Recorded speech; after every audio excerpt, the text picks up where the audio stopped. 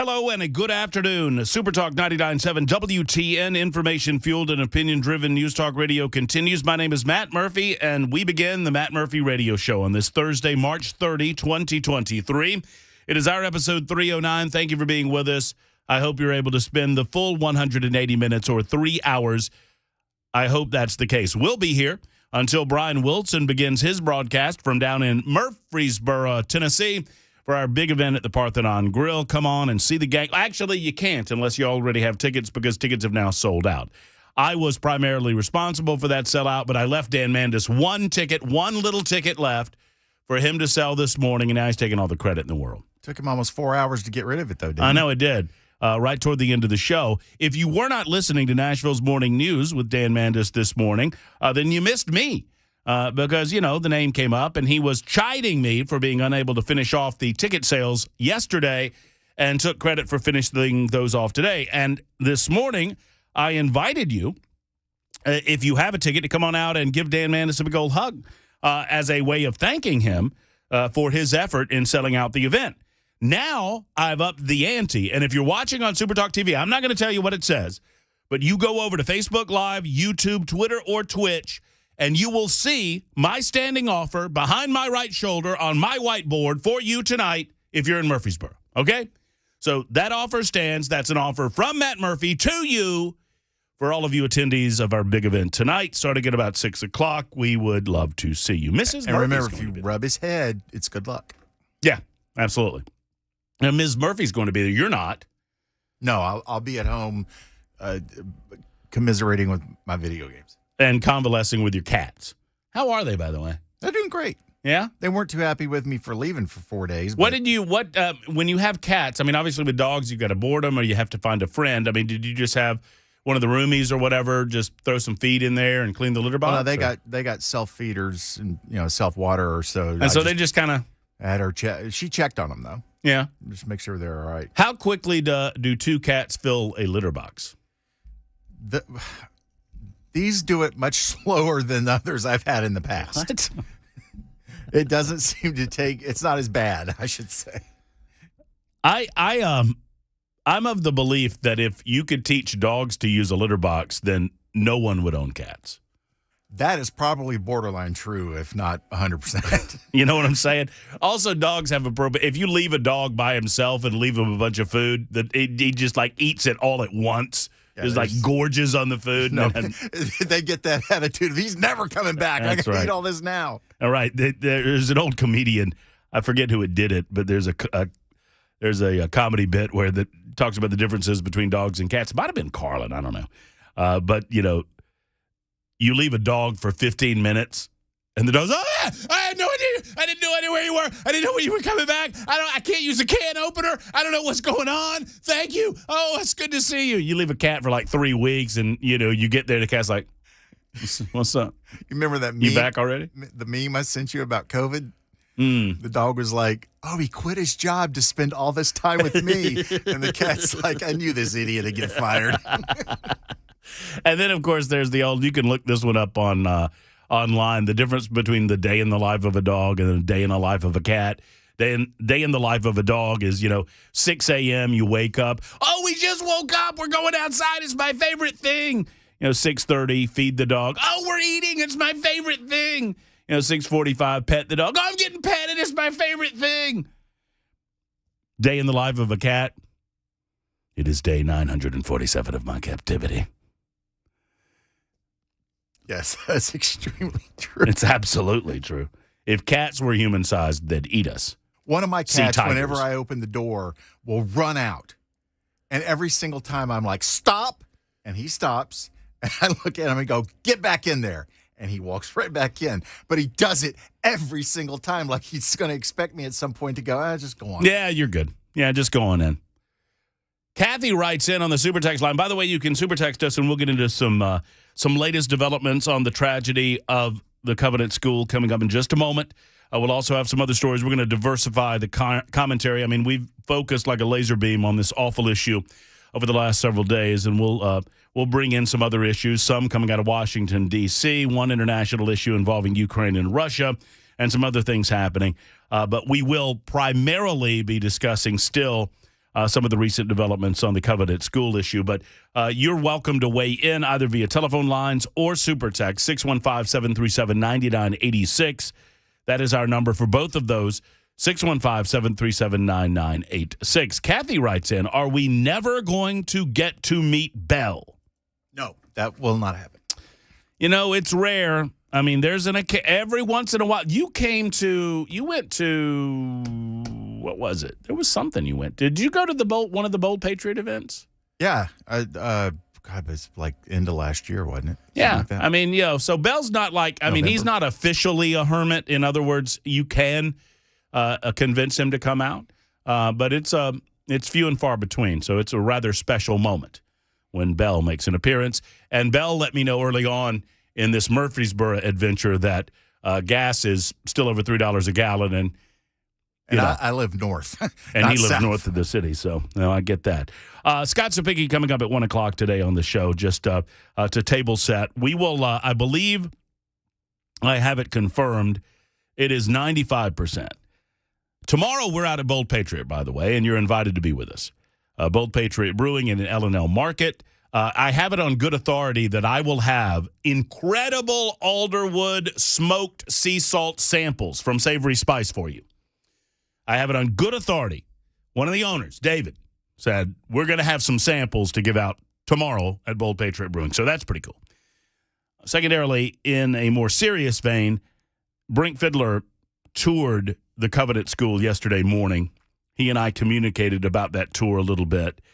For someone with the amount of experience that he has, 18 years with the Metro Nashville Police Department, he was with the Drug Task Force. It was his job to break down doors and to bust into buildings and to catch the bad guys before the bad guys had an opportunity to kill him and his team. And he did a great job at it. And now he is owner of Defend Systems, and you hear me talking about Defend quite a bit. I will do so a little bit later on. Brink and his team trained the staff and the teachers in the Covenant School. And that training led to lives saved. He walked the halls of the Covenant School with the Homicide Division yesterday because he is always trying to better understand how the bad guys act and how they react, and how to better understand how to train future teachers, future classrooms, future schools, future churches about how to best fortify and protect themselves from evil. And he expressed to me that it was one of the more difficult things he's ever done. And you might expect that, considering that he was friends with some of the families who lost loved ones. Obviously knew the headmistress, knew the custodian, had met all of these people, helped train all of these people. Well, it's got to be a good feeling, though, that he did participate in helping that be much less than it could have been. Well, I think he'll get there. He knows that, and he and I have talked about that. But much like when I we spoke to privately one of the police officers, not one of the two central officers, but one of that fired and actually neutralized the threat, but one of the officers that was on scene. And I congratulated that officer and said, hey, 14 minutes, that is an incredible response. And he said, 14 minutes too late. Knowing that being there immediately is impossible, knowing that they can't be everywhere at every moment, but that's just the mentality that we lost a life. We lost 6 lives in this case, and that's 6 lives too many. And Brink thinks the same way. And even once they arrived on scene, they had to find the person. It's not like you're just going to be teleported to where they are. That's right. Yeah, obviously. And that's why I like to say that we are the first responders with I'm casting no aspersions to the police officers and the EMTs and the firefighters and all of the rest, but we need to act as if, and we are truly the first responders in any given situation, because the likelihood of an actual first responder being there is quite low. But Brink tells me that he believes he's got the 2 o'clock hour blocked out, and he will be with us tomorrow just to talk about the training, to talk about what he has seen, and to talk about how we can help prevent future tragedies along these lines. So we're looking forward to that tomorrow at Bold Patriot Brewing, and you're invited to come out and see us at Bold Petrie at noon until 3. One of the 6 victims killed by the shooter, whose name I attempt not to mention, was the daughter of a pastor who was providing counseling for her, according to a report. Jim Bachman, who is a former pastor at the Covenant School, which was, as we far too intimately know, stormed on Monday, described how Covenant pastor Chad Scruggs, whose 9-year-old daughter Haley was among those killed, had been Hale's private counselor. The individual arrived at the Covenant School. Obviously, we know the details of the story, and the New York Post article that I'm reading from goes through some of those details. According to Bachman, the shooter appeared to be searching for Scruggs in surveillance footage. I don't know if that's true or not. But according to this individual, former pastor at the school, it was. So that report is out there. It has been thrown out based on this interview by a couple of media outlets. The reason why Scruggs was counseling the individual and how long he had been doing so has not been revealed. That is just a new development in the case. We know that this individual had some sort of counseling going on, maybe exterior to this new report that we're hearing about. And we also know that there was potentially a diagnosis of a mental disorder that could have, should have, maybe prevented the legal purchase of guns. We're also getting reports that the assailant trained at a firing range in April of last year and took classes at a local firing range, which is in no way a reflection on the range.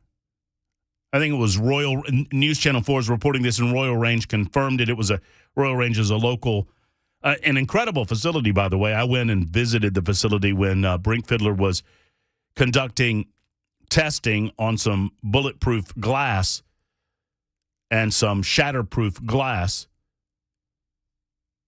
He did so at Royal Range. And, I mean, you're casting no aspersions toward Royal Range. Obviously, if you're a legal gun owner and you come in to do training, I mean, people do that every day. And apparently the assailant actually got some training in prior to committing this heinous act, evil act. All right, so there's that. There was a prayer vigil last night. And you know what? I thought it was very appropriate. I watched from Mount Juliet as John Cooper led the proceedings. We heard from not only John Cooper, but also Metro Nashville Police Chief John Drake, who obviously offered prayers, despite the fact that many liberals are telling us not to do that nowadays, which seems odd to me. But you know what? You don't understand the power of prayer if you don't believe in God. If you don't believe in a higher authority, then you don't understand what prayer is about. So when someone offers prayers and you don't have a belief structure that leads you to understand why you get on your knees and pray, then you probably don't understand why there's a power in prayer. What's surprising to me is that up until about 5 years ago, godless leftists just sat down and shut up. And now they're proclaiming, you need to stop praying. And I'm like, why don't you godless heathens step aside and allow those of us who believe in a higher power to do our business, to give hope and comfort to those who are suffering right now? How about that? In the meantime, there are other stories out there. We've got, the QAnon shaman, as he's called, Jacob. Why do I always forget his last name? Is it Chansley? I think that's right. I've got the story pulled up somewhere. He's released from jail based on the fact that he did not get a fair trial to begin with. And jelly. Say again? Jake Angeli. It's not Angeli. It's not. No, I'm talking about Jacob. His first name's Jacob. Angeli. That is not who I'm talking about. The QAnon shaman? Yeah. Who's... No, I'm sorry. Who's Jake? What? No. Before you tell me, who's Jake Angeli? I want to know who that guy is. It's on Wikipedia, so you know it's right.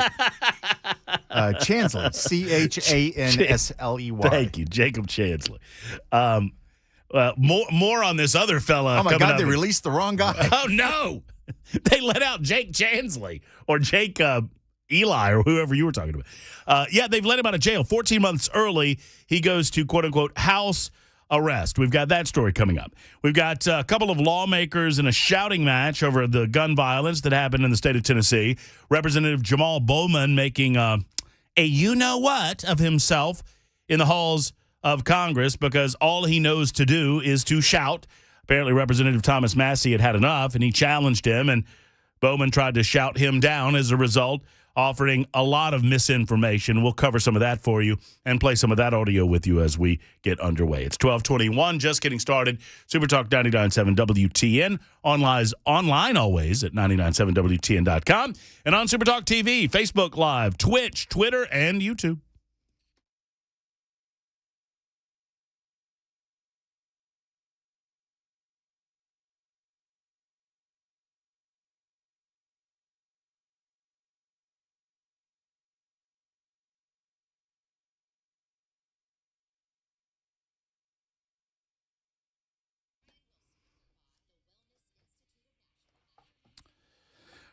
Hey, look at your calendar and perhaps mark this down. April 17th is the next date for the next big event at LT360, and these are important events.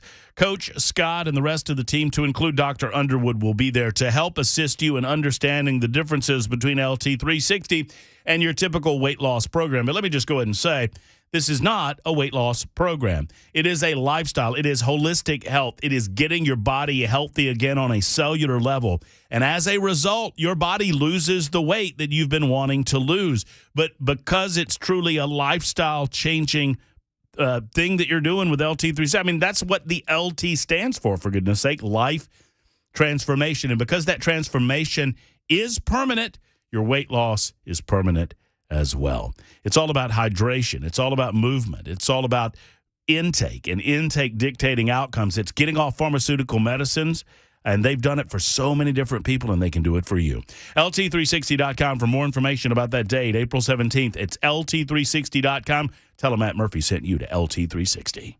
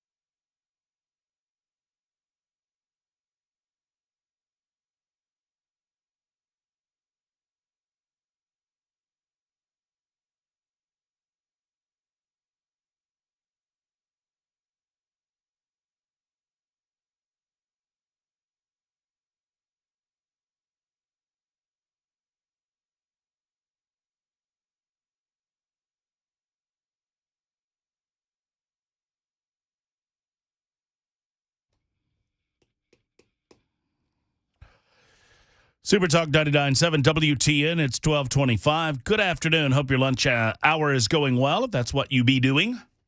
One way or the other, thank you for listening to the Matt Murphy portion of the broadcast day. All day long, as a matter of fact. Brian Wilson will crank it up at 3 o'clock from Murfreesboro, Tennessee.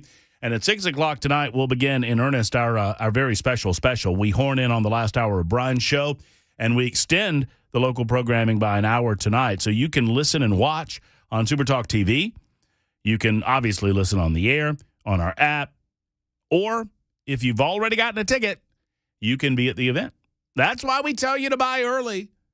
You know, I had someone ask me if there will be walk-ups available, and I said only if there are tickets available, and sadly there are no longer tickets available. Seating was limited. I mean, we're getting hundreds, but sadly at some point you have to cut it down. So tonight, hope to see you. And if I do see you, just note, if you're watching on Super Talk TV, this is a serious offer behind my right shoulder. I'm not kidding about this. First 5. All you have to do is follow instructions on the whiteboard behind my shoulder, and you can find those instructions on Super Talk TV, Facebook Live, Twitter, YouTube, and Twitch. And if you rub his head, he'll make it a double. That's Bell talking. It costs to be money. But yes, no doubt. There's no question that I would do that. Absolutely. All right, last night's vigil, you know, I'm not suggesting that. I mean, I'm told that Marsha Blackburn was there last night. And I believe that Senator Bill Hagerty might have been in attendance as well. I was told that as well. And so perhaps simply by not seeing some of them on the stage in the shots that we got from the television vantage point, you weren't able to see the totality of the crowd, and maybe there were many other people in the crowd.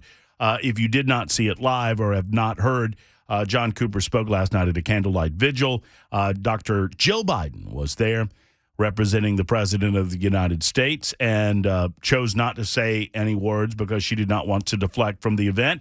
And I'll tell you, I thank you. I don't have a problem saying thank you. And would you mind sending messages back to your husband, letting him know that this is a people problem, this is a heart problem, this is a mental problem, it's not a gun problem? As an example of how it's not a gun problem, did you know that between 1993 and 2013, it was a span of 93 to 2013, a 20-year span of time, the amount of guns per person in the United States of America went up from 0.94 to 1.45. Right now in the United States of America, we have about 330 some odd million people, and there are well in excess of 400 million guns, many of them in Mount Juliet, in my home. Just so you know. So follow these statistics. I don't want to bore you with math, but it's important to understand this because you're going to hear a lot of phony garbage coming out of liberals' mouths because liberals don't want gun control. They want people control. And the only way to accomplish the latter is to accomplish the former. When they talk about, quote, assault weapons, end quote, they're not interested in long guns. They're interested in all guns.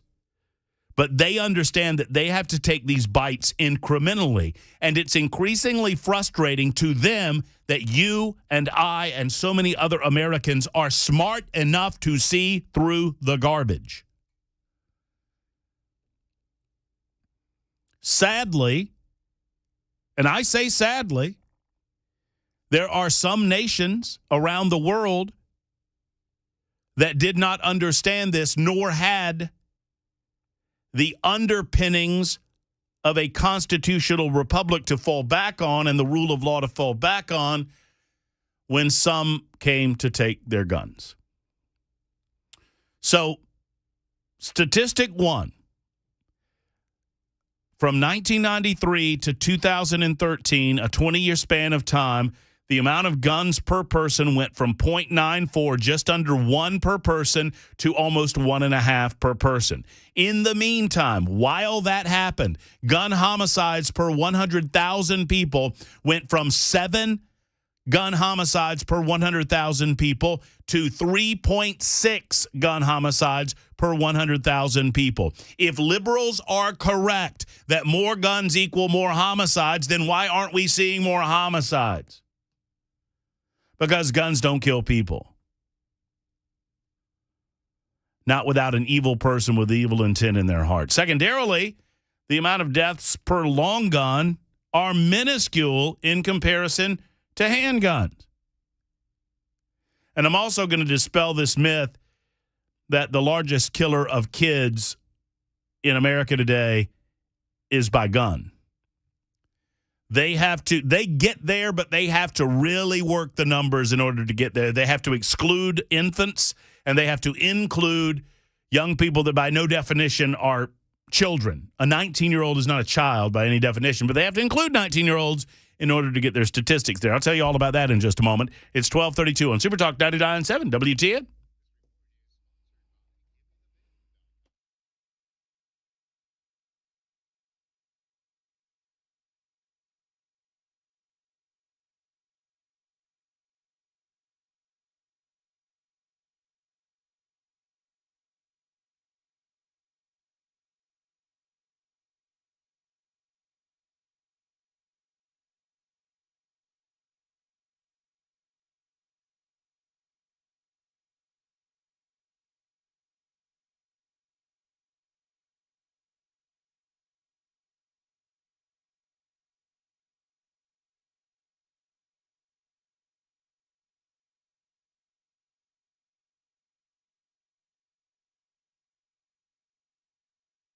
Hey, friends, Matt Murphy, Jeff Eddy, and Efficient Heating and Cooling wants to come out and maintenance your AC. Have you used it yet this season? I bet you have. I bet you cranked that thing on when temperatures got up to 80 or 82 degrees earlier in the year. And what happened then? You probably smelled that smell. You know the one I'm talking about. That smell that indicates that your AC hasn't been on in a while.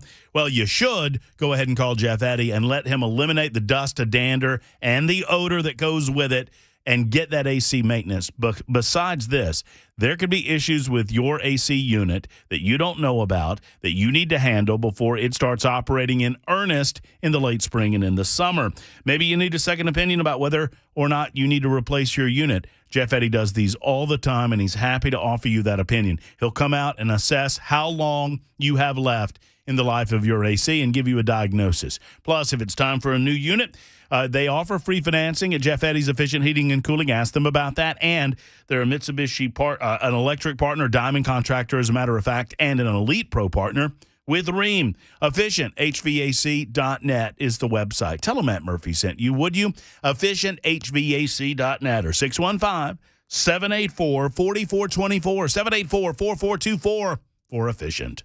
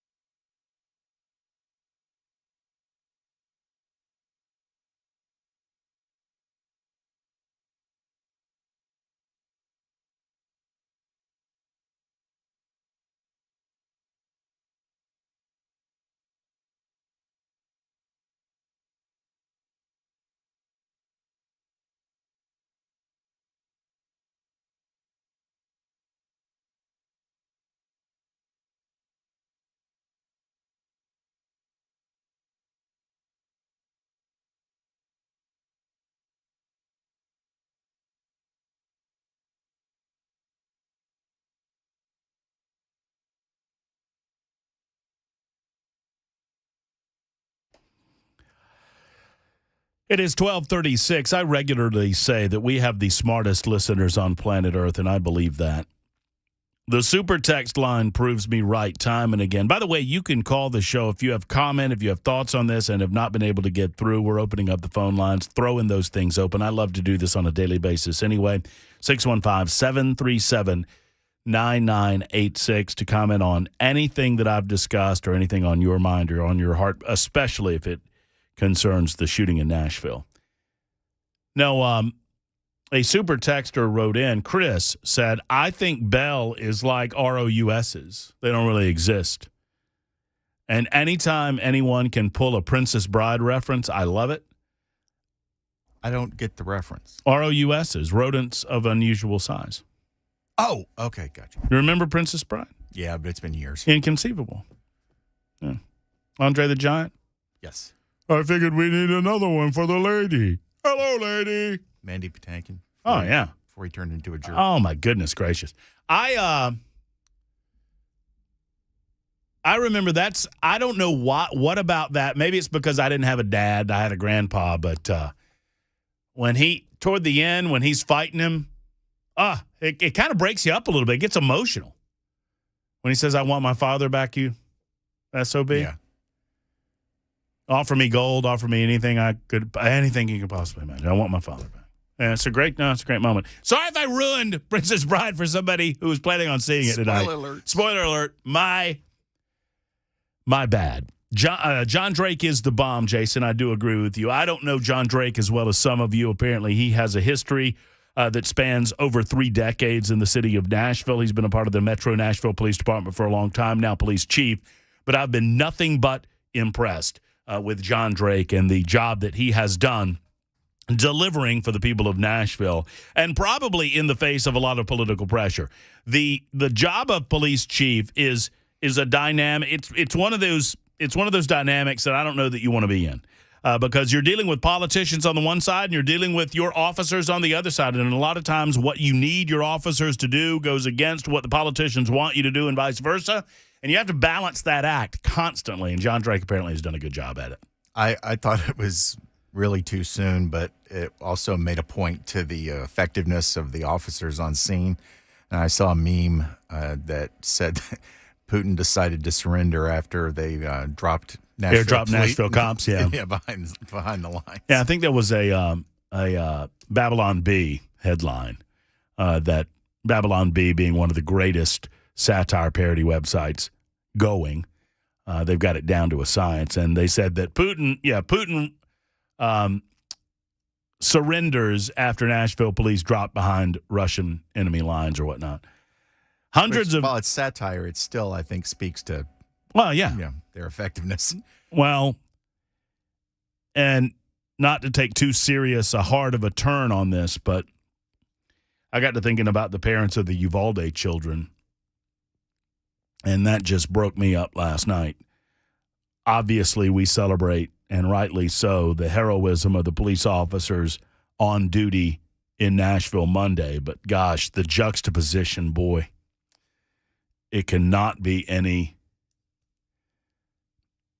180 degrees out of phase. 180 degrees out of phase.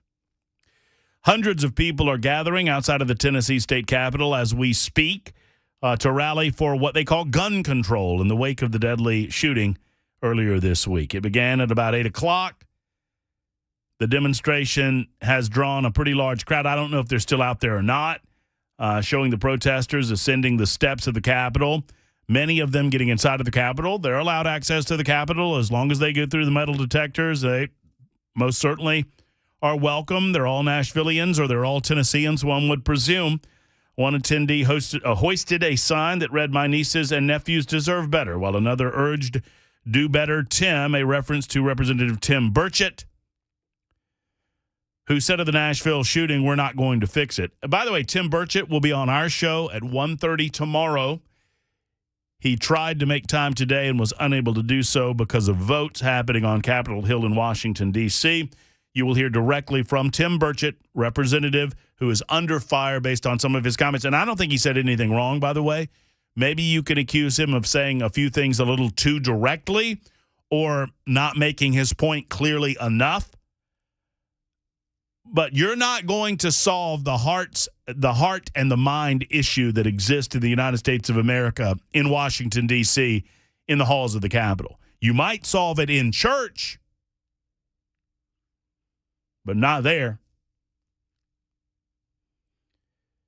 Some of the protesters today were screaming, "Where is Marsha?" A reference to Tennessee Senator Marsha Blackburn, who does not regularly do business in the Tennessee Capitol because she's in the United States Capitol, although I wouldn't expect some of these dunderheads to understand that.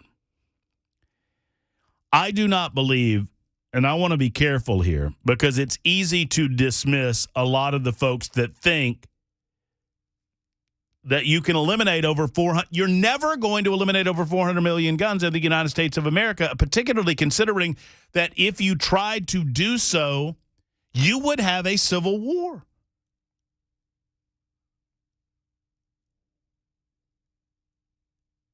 You know, I posted a meme last night that drives this point home very clearly.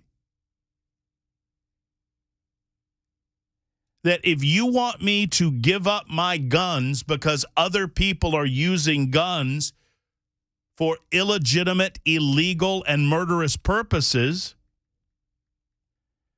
that is akin to you telling me that I need to get castrated because someone else rapes a woman.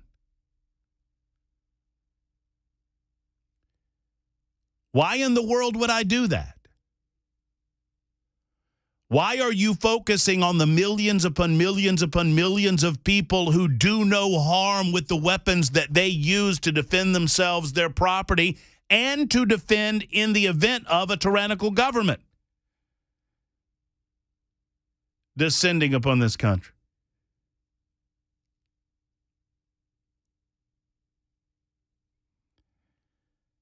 So the meme has been running around, speaking of,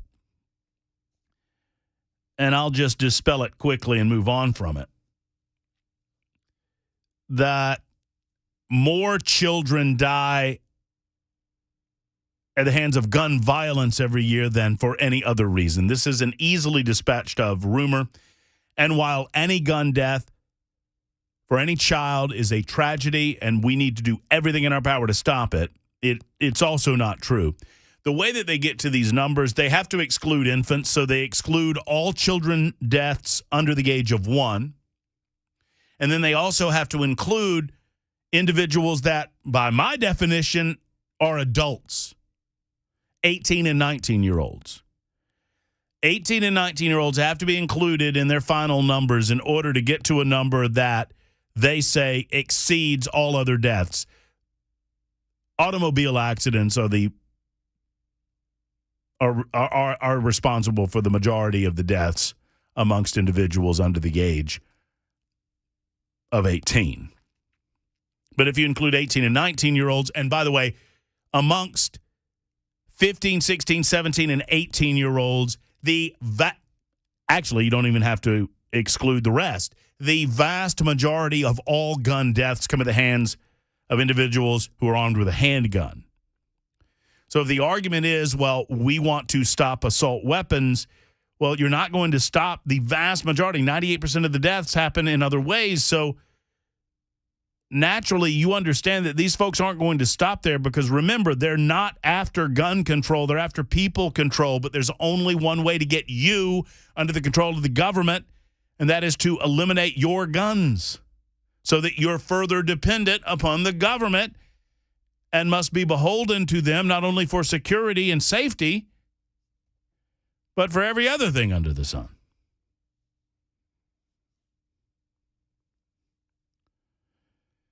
All right, your calls as promised, 1246 Supertalk 99.7 WTN. Jason's in Hendersonville. Hey, Jason, good afternoon. Welcome in.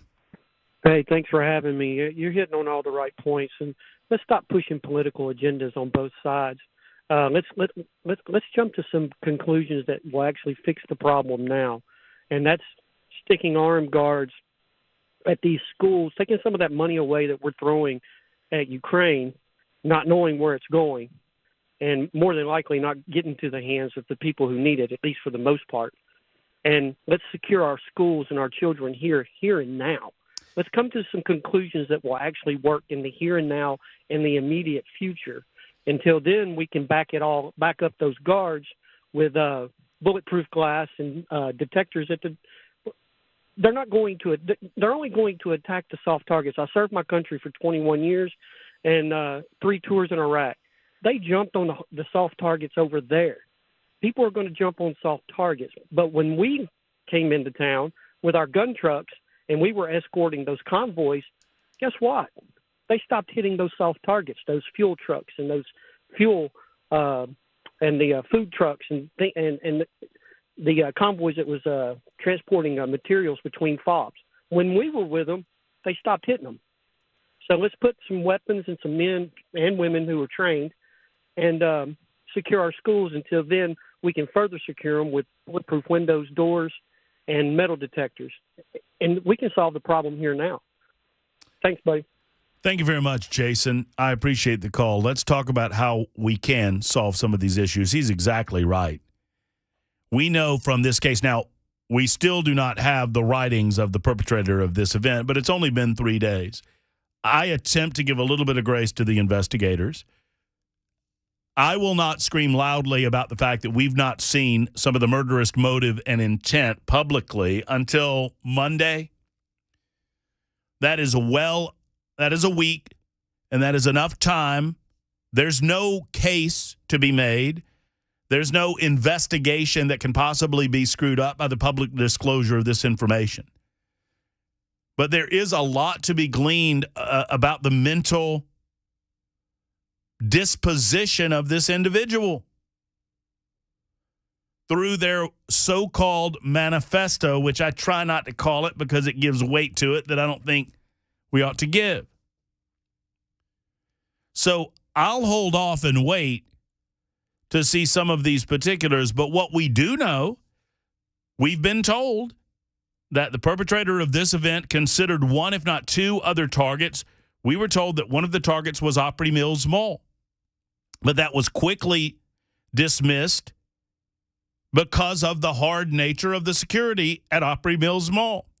We're also told, we don't know which, but there was a school that was considered that was possibly a part of the Metro Nashville school system, and that, too, was decided against by the perpetrator because of the same reasons. That the target was too hard, that SROs existed there.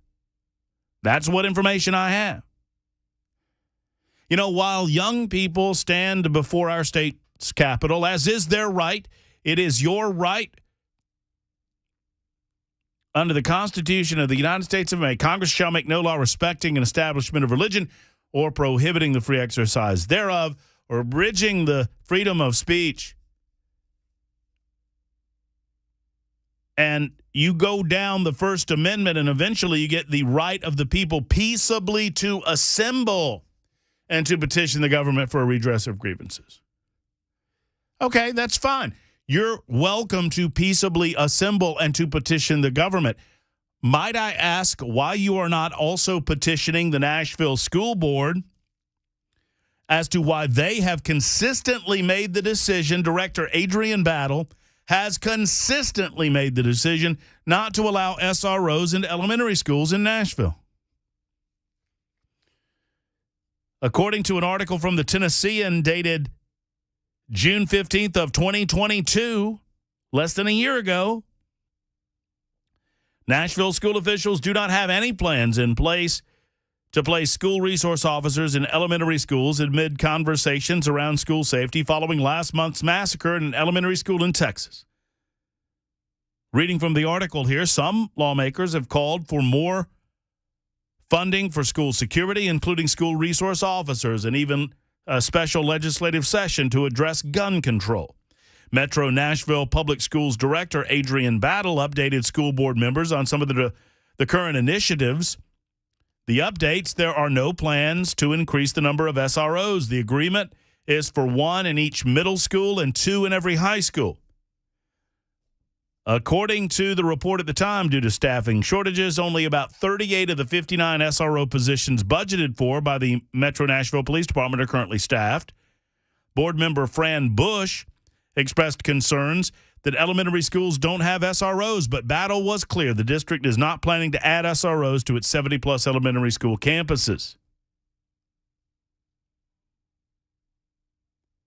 Well, why not? I'm told, and I've seen video, that her stated reason is she doesn't want to militarize elementary schools. Police are not the problem here. As a matter of fact, one can make the case that above and beyond the security aspect of all of this, above and beyond the deterrent factor, if you harden these targets, then the perpetrators of violence along this nature would be far less likely to attempt to attack those targets. That's one thing. But two, would it not be a good thing to have officers in school interacting in uniform with the bad guys? So when these young people get older, they don't look at the police as the problem. They look at them as the solution. Or maybe you don't want that. Superintendent Battle. 12:52, more calls coming up on Super Talk 99.7 WTN.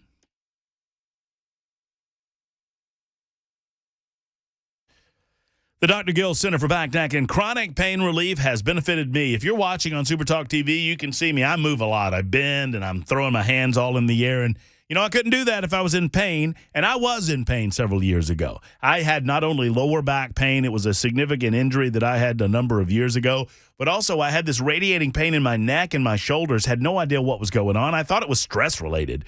Well, when Dr. Wendy diagnosed me, she examined everything, took x-rays, and found a compression in my upper neck that we took care of.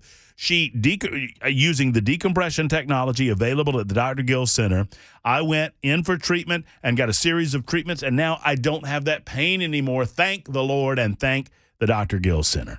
The Dr. Gill Center for Back, Neck, and Chronic Pain Relief. Call for an appointment today. You'll be so happy you did. You can eliminate those pills from your life and eliminate that pain as well. 615-882-4838, 882-4838 for the Dr. Gill Center for Back, Neck, and Chronic Pain Relief.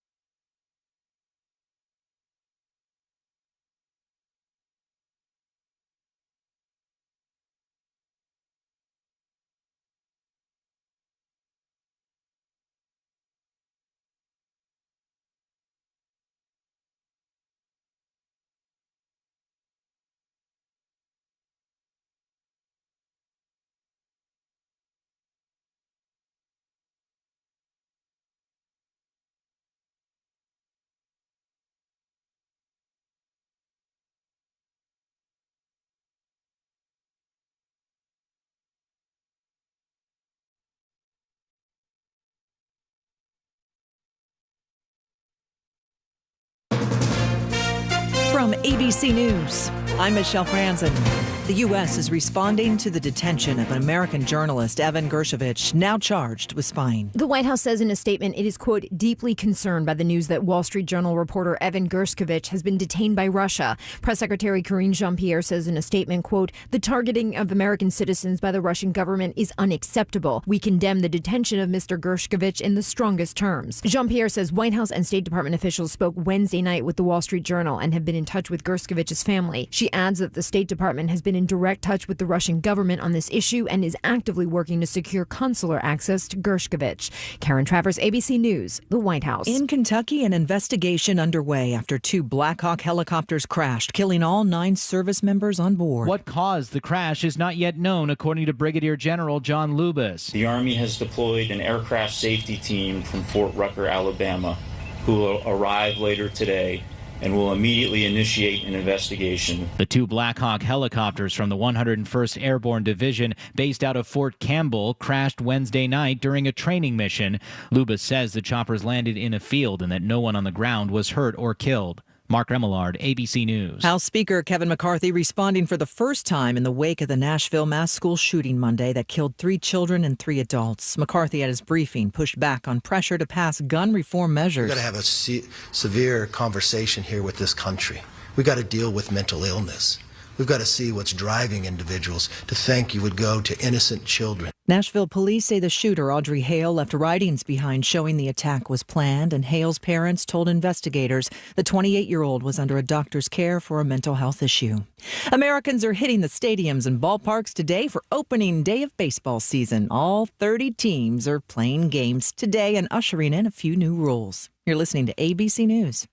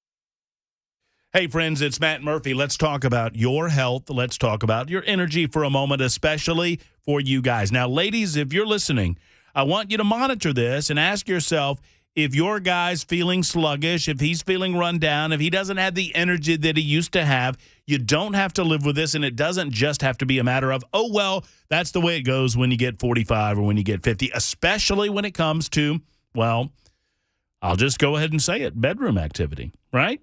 So there is a solution. Let's get tested. Let's get checked out with the Tennessee Men's Clinic. They have for years now, decades, been focusing solely on men's health care. And now they have a location open up in Cool Springs. For those of you to the south of us in Columbia or Spring Hill and you don't want to travel all the way to Nashville, and my bad. I was thinking of, anyway, go to Cool Springs or Nashville, 2 locations to serve you for Tennessee Men's Clinic. Here's the telephone number. At least I know that. 615-208-9090. That's 208-9090. Or go online to TennesseeMen'sClinic.com. Trust me, you want to do this for your energy, for your vim, vigor, and vitality. Tennessee Men's Clinic.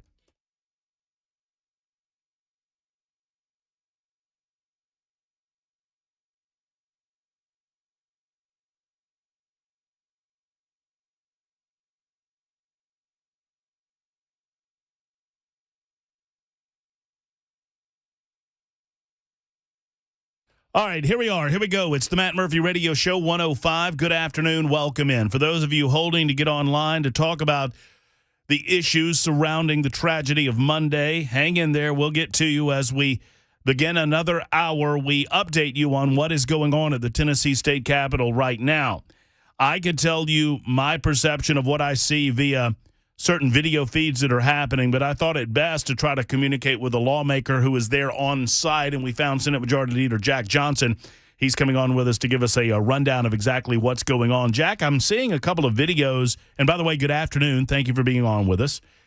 You bet, man. Great to be with you. I'm seeing a couple of videos that seem to indicate a little bit of unrest. Now, look, those that want to come to their capital and protest peaceably, obviously, that is a part of the fabric of the United States of America, and we welcome that. But peaceably is the key word here. What are you saying, and do you believe that it currently remains calm right now? Well, from what I've seen, Matt, I didn't see anything that would reflect any violence. And of course, I can give you best the Senate perspective. In the Senate, we convened at 8:30 this morning. We wrapped up at about 11:30. We spent about 3 hours on the floor. There were lots and lots of people in the Capitol, outside of the chamber, as well as on the steps of the Capitol. But there were lots of troopers, lots of security. I mean, they were yelling and, chanting and singing songs and, exercising their First Amendment right. And you hit the nail on the head. It is their house, and they are welcome to come and protest.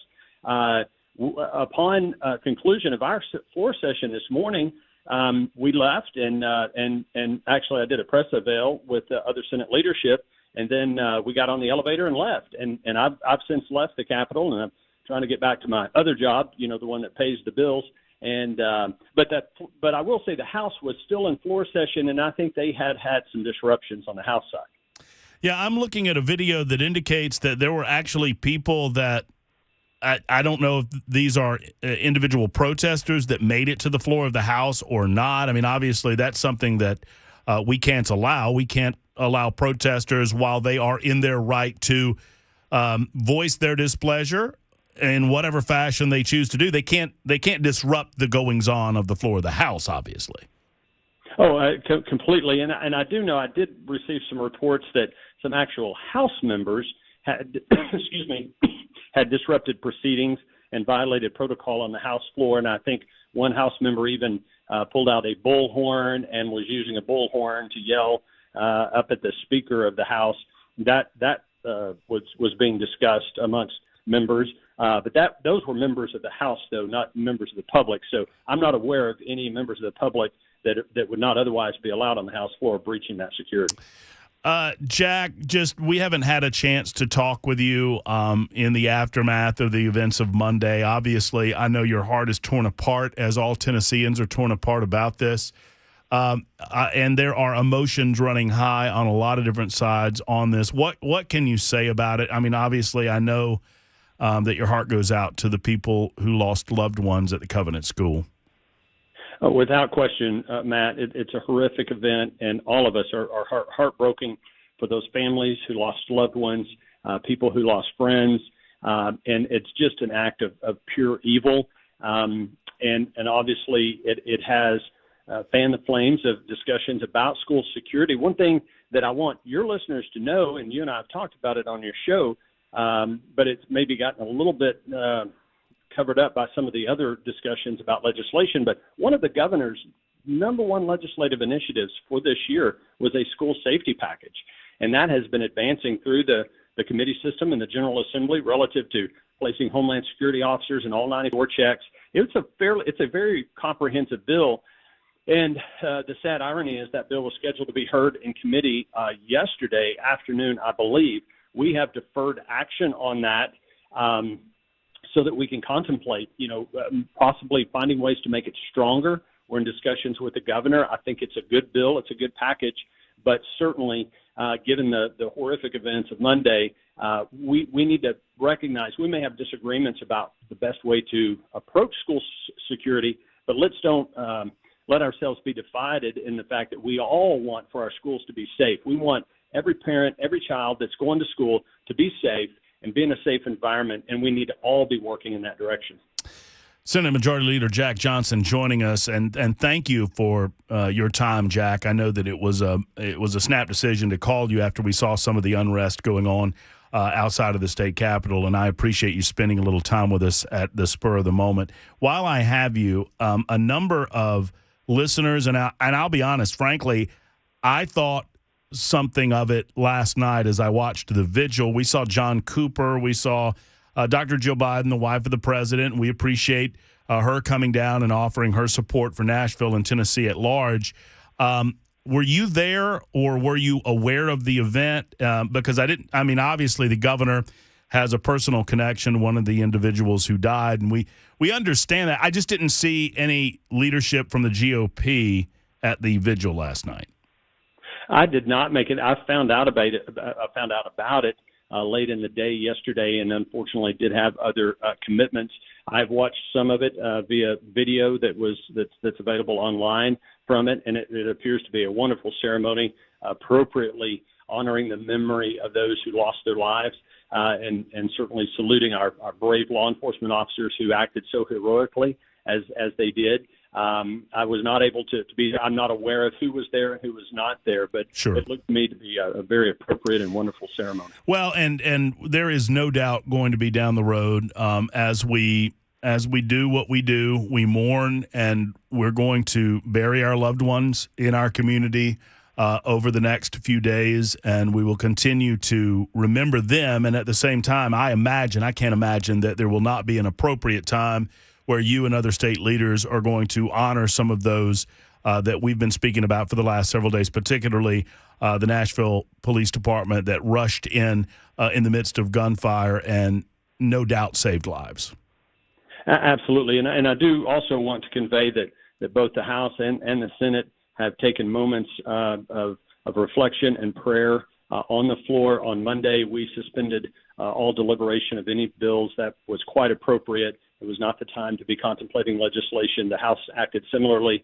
And then this morning, we had prayer and we had a moment of silence on both the Senate floor, and I believe the House floor did as well. And that is extremely important as well. Jack, thank you for spending a little time with us at the spur of the moment. I appreciate you. You bet. Thanks, All right, Matt. there's Jack Johnson joining us. He's Senate Majority Leader, discussing some of the protests that are happening outside of the House. I have I have some audio from the floor of the House. I do not know the origination of this audio, but there was a disruption, and I was unsure who it was. But according to Jack and his report, and we're going to try to get somebody that was in the chamber on with us in a moment, this was not just a citizen. This was not someone that got onto the House floor without belonging there. This was apparently a member of the House of Representatives who was.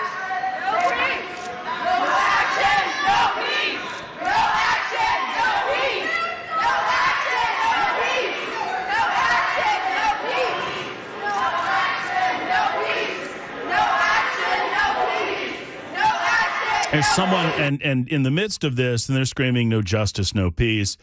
There's someone standing on the floor just off of the well with a sign. You can't really see what the sign says.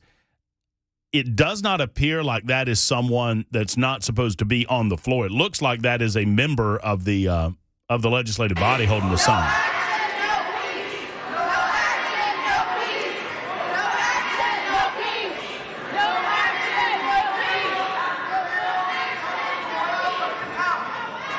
Yeah, that is who is the newest member who refused to wear a tie the first day or two that he was a part of the body? He's a newly elected House member whose name eludes me right now. Yeah, he was wearing that traditional African shirt that won't allow for a tie, which was against dress code, but he was naturally that way. It was because it was racist. It wasn't because it was against dress code. Right. You, in order to be recognized on the floor of the House, if you are a male, you are expected to wear a coat and a tie, and this individual was wearing something different. And Cameron Sexton, the Speaker of the House at the time, and once again, I'll get his name in a second, he said, well, you're not going to be recognized if you don't wear a tie. And he eventually altered his dress. I think Pamela Furr indicates to me that he is from Memphis, and I believe that's right. Newly elected individual. Now, Jody Barrett, who is also freshly elected, indicates that they are still in session and they're still on the floor. So I'm also told by a member of the staff of the Speaker of the House that the chaos has died down a certain degree. But this individual who's Justin Pearson pulled out a bullhorn and out of order, right? I mean, there are certain rules in the House as to when you can and cannot speak. And this guy does not believe the rules applies to him and spoke out of turn. And when he was gavelled down, he pulls out a bullhorn and walks to the floor of the House of Representatives in the state of Tennessee and does this.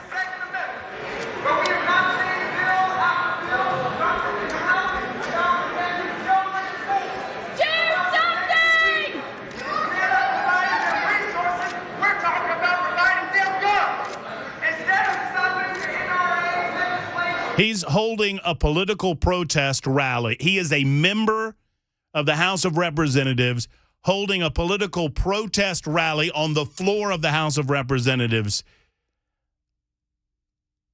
And I'm not faulting the other members, but they're standing around slack-jawed, not knowing what to do about it.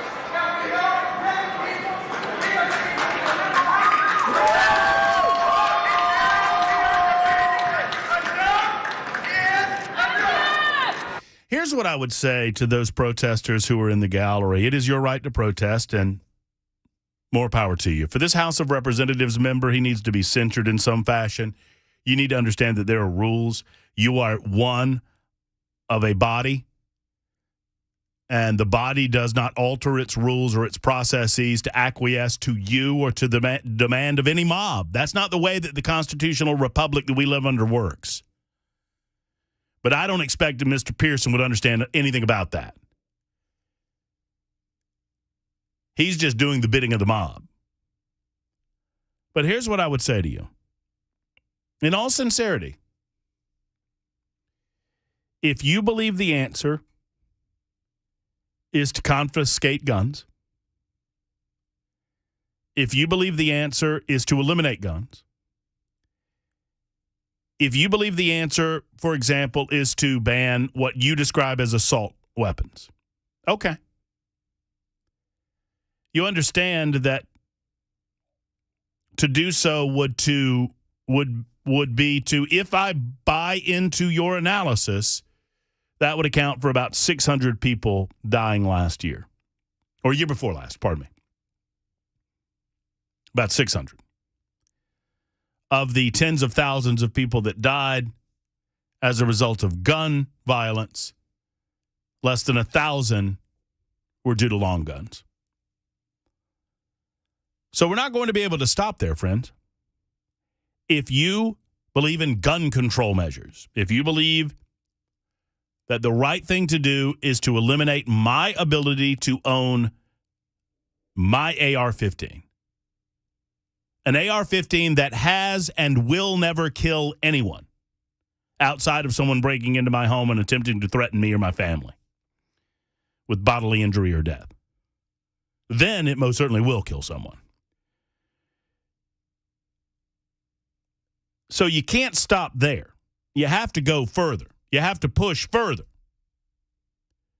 with your gun control efforts. I'm talking to those of you who are protesting today, those of you listening to Super Talk 99.7 WTN that believe the answer to these problems is to eliminate my ability to go and buy a gun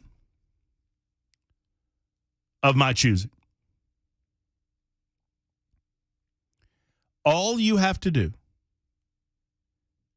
is to win elections. That's all you have to do.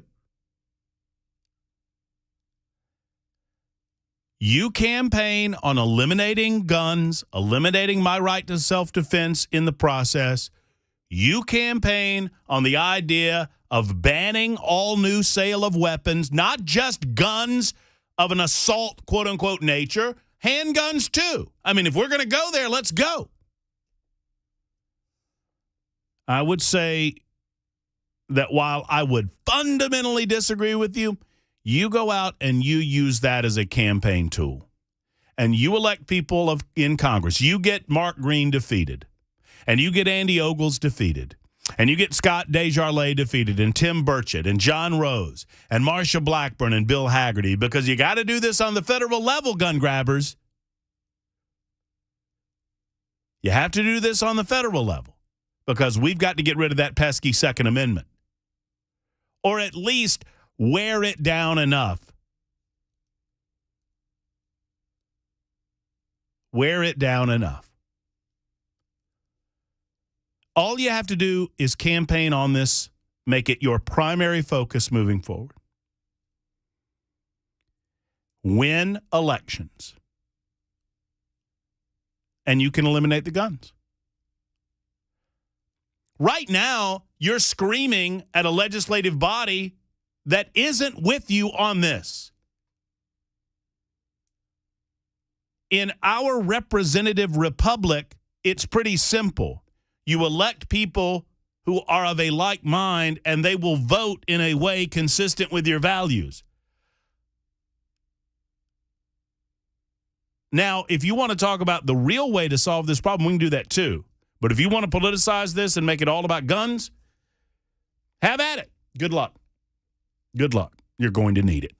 It's 122 on Super Talk.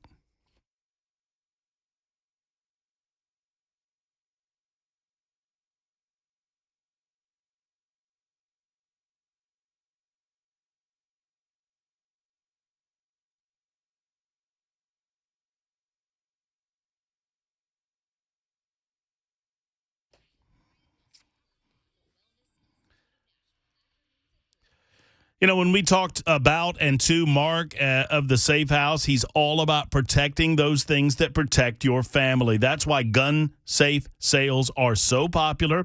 That's why they're through the roof, because people are concerned about their valuables. They're not only that, concerned about their families as well. And if you are, you need to protect your guns. And to do that, you need to go see Mark at the Safe House. Gun safes are sales tax free. You need to know that. That could save you a lot of money. The Safe House has set the standard that some other safe companies try to live up to, and they simply can't do it. He's got 30 years in the bank. 30 years of doing business the right way. And friends, they do it the right way at the Safe House. Go see Mark and his team. They have more safes than you can imagine. Not just gun safes, although they have a lot of those. They also have jewelry safes, corporate safes, and the like, and vaults, for goodness sake. So go see them.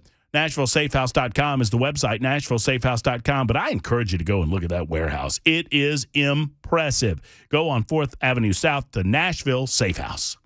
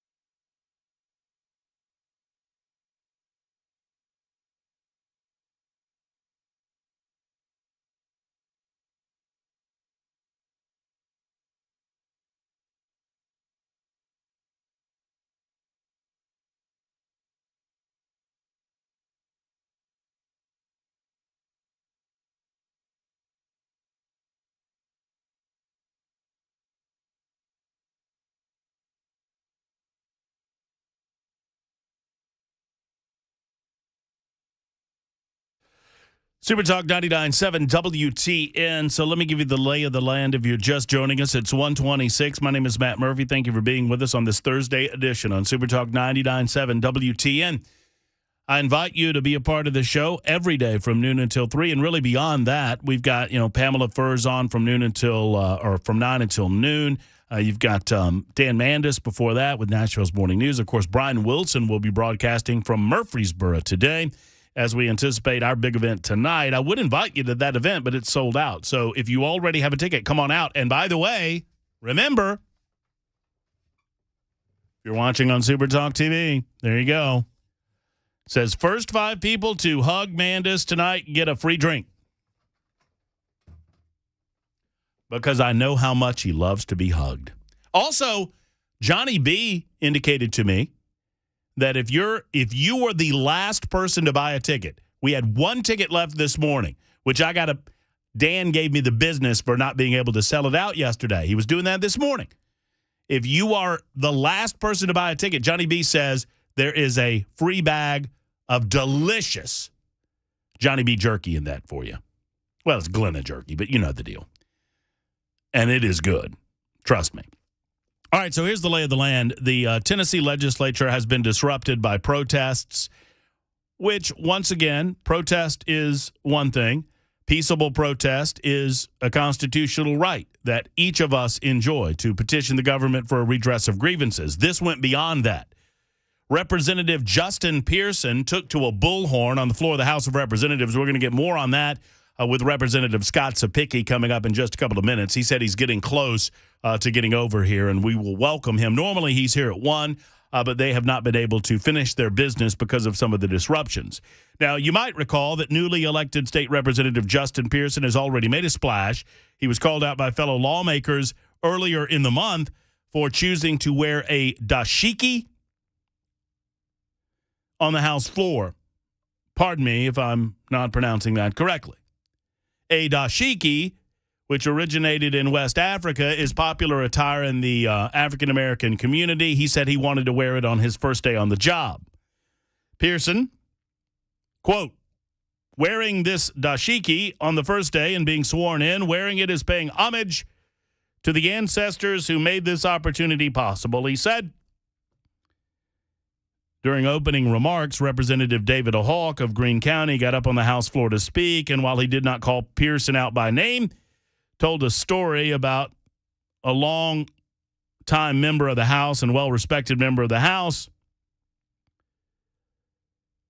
and how that well-respected member reprimanded individuals for not wearing a coat and tie in the assembly. So Pearson's already trying to shake up the status quo. Well, today he went a step further. While wearing a tie, he took to the floor with a bullhorn and disrupted the proceedings as a result. I can't imagine that his colleagues were very pleased with that. Stephen is in Dallas next up on the show. Hey, Stephen, how are you? Hey, Matt. Thanks for taking my call, brother. I am piping hot mad, but I do have my head screwed on straight, so please bear with me. Give me a couple minutes here to get this out. This is very important for everybody listening. You all know, we all know who started this chaos after this incident, and we all know that it was the bumbling, fumbling Joe Biden who came down here with this gun control BS.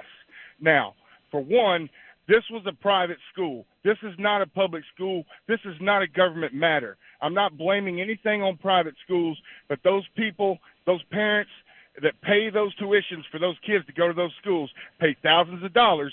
There should be no security issue at any private schools in this country today. It's time for people to wake up and realize what is going on. Now, Stephen. Yes. All right, so I understand you're very passionate, but let's have a dialogue as opposed to a monologue, okay? Yes, sir. We need a dialogue. I got you. I happen to know that there was one teacher at that school that had gone through appropriate training and had armed himself at the school in order to defend those young people at that Christian school. That's wonderful. I support that 100%. He was on vacation. Okay, well, that's unfortunate. It is very unfortunate. But see, that's the danger in saying things when you don't know what you're talking about, because you were suggesting that the private school did not have armed security on premises.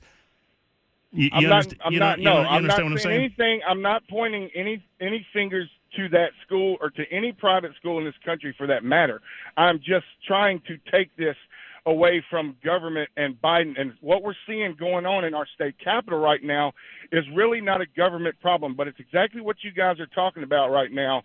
Nobody has said one word about the shooter. It's always about guns and about gun violence, but nobody has said one word about this sick, twisted, psychotic, lesbian bull dyke of a woman that went in there and killed these people. She went in there. Steven, you understand? If we are called to lead people to our point of view, saying things in the manner that you just said it, you're not bringing anybody into your point of view. You're not bringing any. Well, you understand? Do you understand what I just said to you? Yes, sir. Did you hear what I just said to you? Calling people as evil and disgusting as a human being as this person obviously was. Okay. You don't bring anyone to the cause doing things like that. I'm sorry, Matt. I'm sorry. I love you. I love your show. She was very sick and evil. Can I leave it at that? Yes. That's perfectly fair. Yes. The main point, sir, what I'm trying to make, and I've brought this up with Brian before. Okay. This is a security issue that needs to happen 20 years ago, but should really be now. It's real simple. It's a protocol that needs to be put in place by the taxpayers' dollars for every school in this country, starting tomorrow, that needs to have at least one security portable or trailer, whatever you want to put it, a guard shack with secure surveillance that is with surveillance. They need guards, armed guards patrolling the school with radios. They need an armed guard in a secure place in a tower with video feed with. Okay, Stephen, I've got to go. I do not disagree that we have to harden targets. I was not. Maybe I lashed out prematurely at Stephen because I felt like Stephen was victim blaming. Okay. So, yeah, I mean, and Brian points out, well, if the person was on vacation that had the weapon or the gun, then I understand we're late. I need to get this out.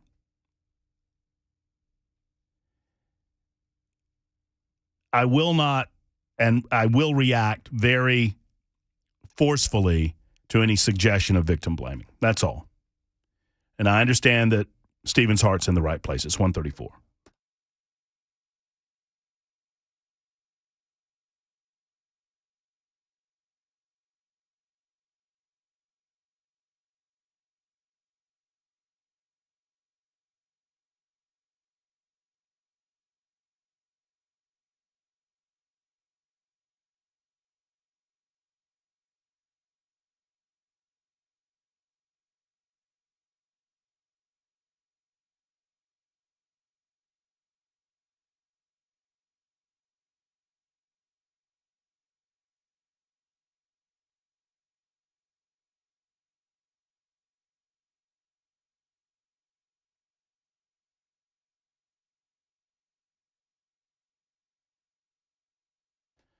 Hey, friends, Accurate Mortgage Group wants to hear from you. I understand that it is a treacherous time if you're thinking about selling your home or if you're thinking about buying a home. Well, that's why you need the experts, Mike, Joe, and Heino, the rest of the crew at Accurate Mortgage Group. They're local.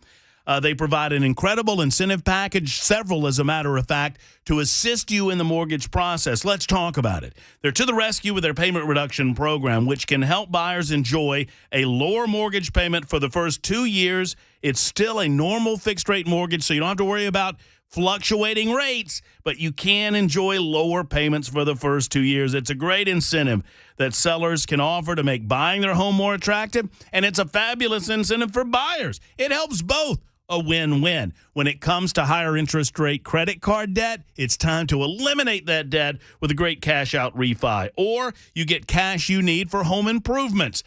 Go to Accurate Mortgage Group today, AccurateMTG.com. That's AccurateMTG.com. Accurate Mortgage Group, a division of Acopia LLC, an equal housing lender, NMLS 4664. That's 4664. Give them a call or join them online today.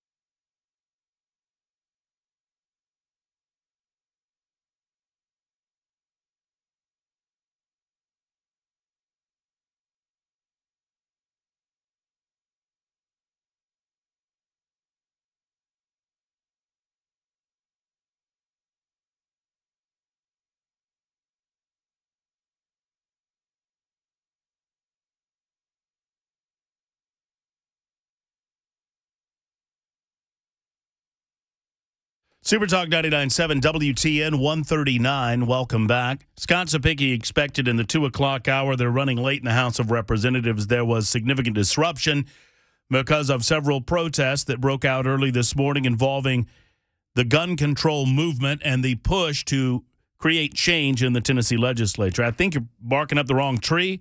The legislature is decidedly in favor of the Second Amendment, decidedly in favor of the ability for you to keep and bear arms. But if you win elections, perhaps you can affect change in that fashion. 615-737-9986 is the telephone number. We'd love to hear from you. By the way, I would like to apologize for yelling at Bell.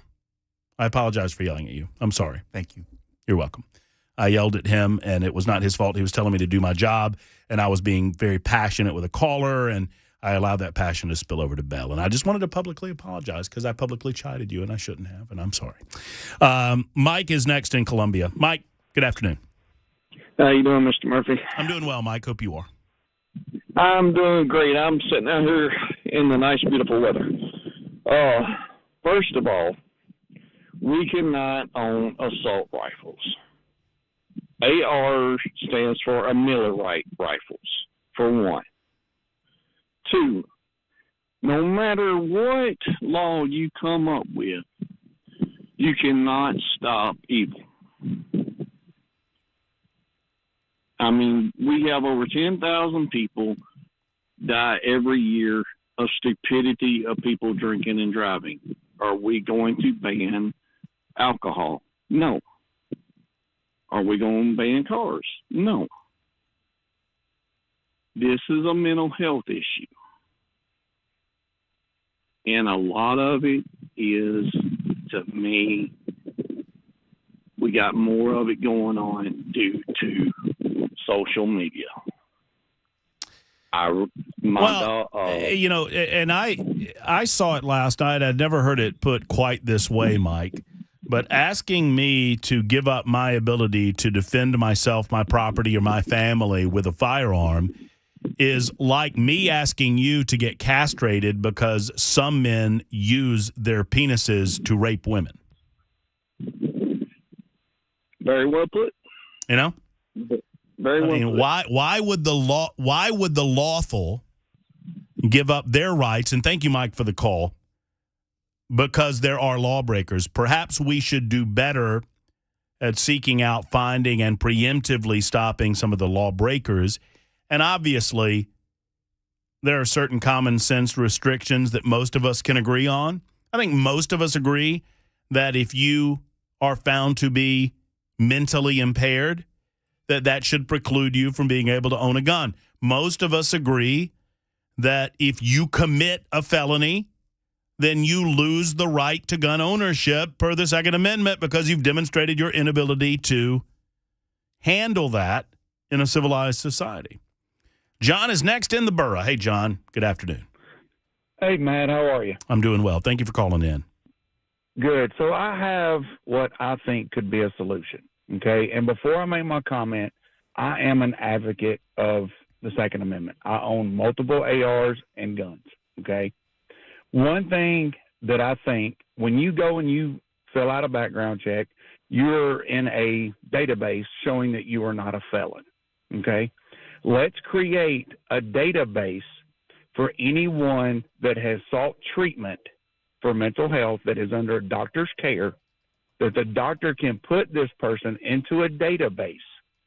Then what we can do, instead of doing instant background checks, let's go to a 72-hour minimum to where it gives the TBI, the FBI, the ATF, whoever it be, the time to look at this database to see if this person has sought treatment for mental health. If they have, then they can deny it. Then that person has the right for an appeal to buy their firearm. Then they can go back to their doctor can clear them, then they can turn in their appeal to purchase their weapon. I think that would help some of those mental health issues. No, you might be right. I mean, yeah. No, I hear you. And there is no one solution that is going to fit every case. Correct. Because we have to be right 100% of the time, and they only have to slip through the cracks once, right? That is correct. But I like the line of thinking as to better identify, and we were talking about it earlier in the week, John. How do we better, and thank you for the call, how do we better identify people who present mental issues in a way that we can flag and identify in a way that doesn't violate the Second Amendment, by the way? Because you push a little too hard on red flag laws, and a lot of us who are believers in the Second Amendment would begin to ask questions. Well, does PTSD fall in the category of someone who is not allowed to own a firearm? And if that's the case, are you actually saying that some of our military men and women who come back with PTSD are not to be able to own a gun? I bring that up only not to argue with you at all, but just to say, John, and you know this, that not every case is going to fit into a one-size solution. Frank is next. Hey, Frank. Good afternoon. Hey, calling about the use of doors that would be more resistant to what happened at the church itself. I worked at a distribution center mechanic there. We had to move 2 interior fire doors, and they were metal encased. They had a solid core. It took several of us with a pallet jack to move these things, and as rapidly as she was able to shoot through these doors and just walk in, if those doors had been on the outside and the interior doors that she had to go through 2 of them, it would have really delayed her getting through so easily and quickly. Because when you watch the video, she blew that glass out in seconds and walked in and immediately killed the. I saw a demonstration of a product, and I'll name the product. It's called Defense Light. There's many different products out there, which is a protective barrier. It's a film. I mean, it's translucent, but it's a film that it's an aftermarket product that you can put on retail establishments, churches, or whatnot, either windows or doors, that prevents the type of thing that she did. So, and I don't know what the cost point is on it, but obviously it's worth it. But the larger windows that I saw demonstrated that you could, with an AR-type gun, shoot through it with a 223 or 5.56. You could shoot through it. The bullets would pierce the glass, but it would not give you the ability to rake through it.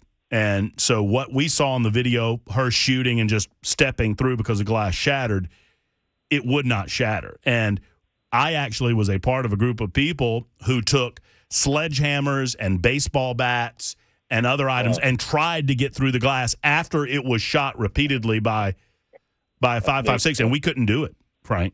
Wow. We couldn't do it. So you're right on target that I think more public gathering places like churches and schools are going to go to this type of protective barrier to prevent her from Brink Fiddler told me early this week that he firmly believes that if there had been, I mean, hindsight's obviously 2020, but had there been security film on those doors, she would not have gotten in, and sadly, 6 people would not have lost their lives. Right.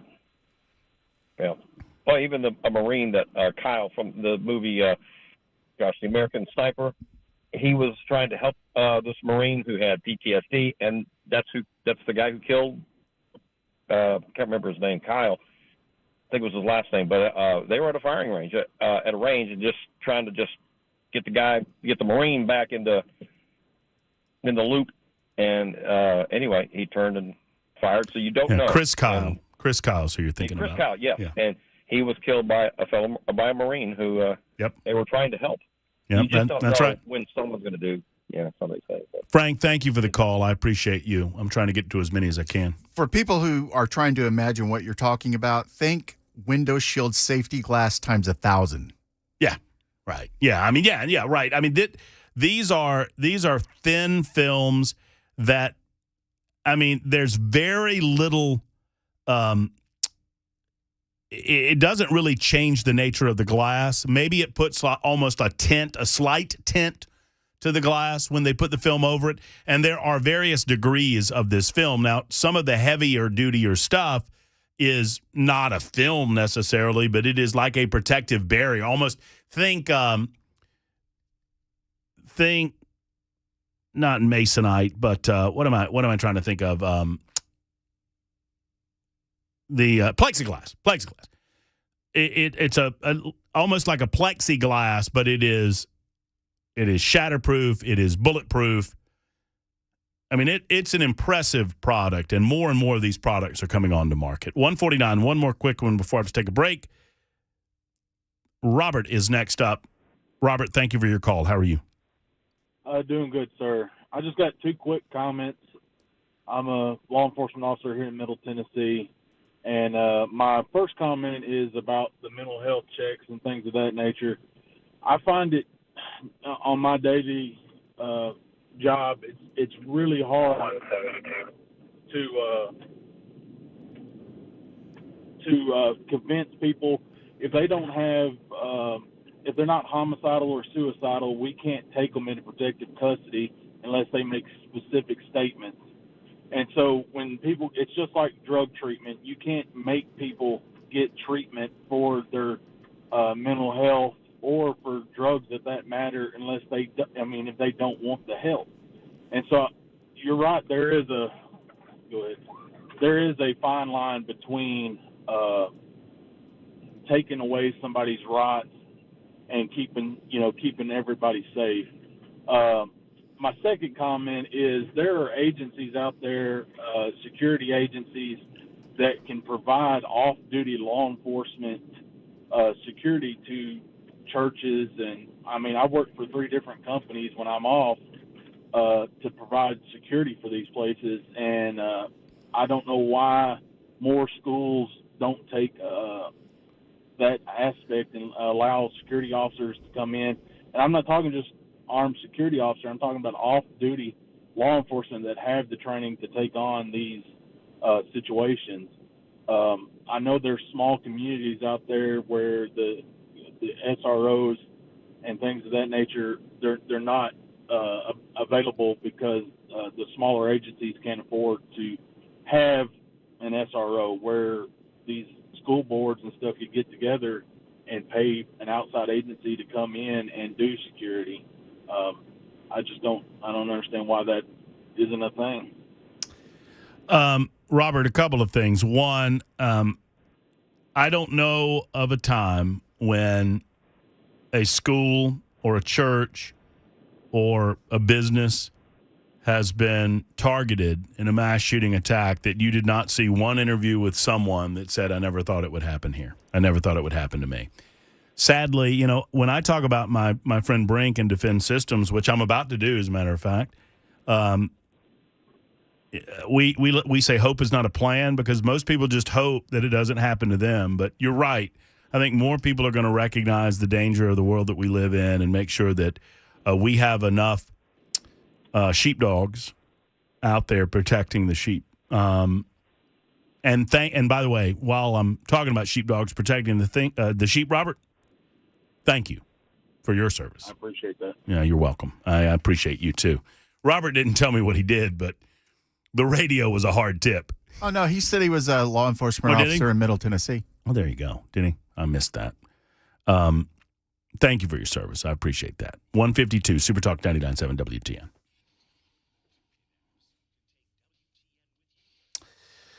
I mentioned Defense Systems, and obviously it goes without saying that hope is not a plan, and you do need the important training that exists out there in the world to help you in the unlikely event. I mean, and believe it or not, it's hard to say in the aftermath of Monday, but it is an extremely unlikely scenario that you'll find yourself in one of these events. But if you do, you need to know what to do.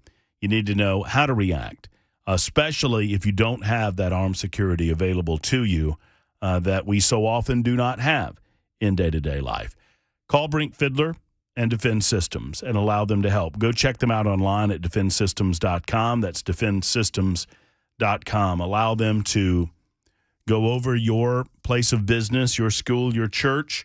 Allow them to tell you what they think regarding the property itself and how to best deter an active shooter situation. They are physical security experts for a dangerously developing world. Defense Systems. I am proud to be associated with Brink and Defense Systems. 236-6484. That's 236-6484 or defendsystems.com.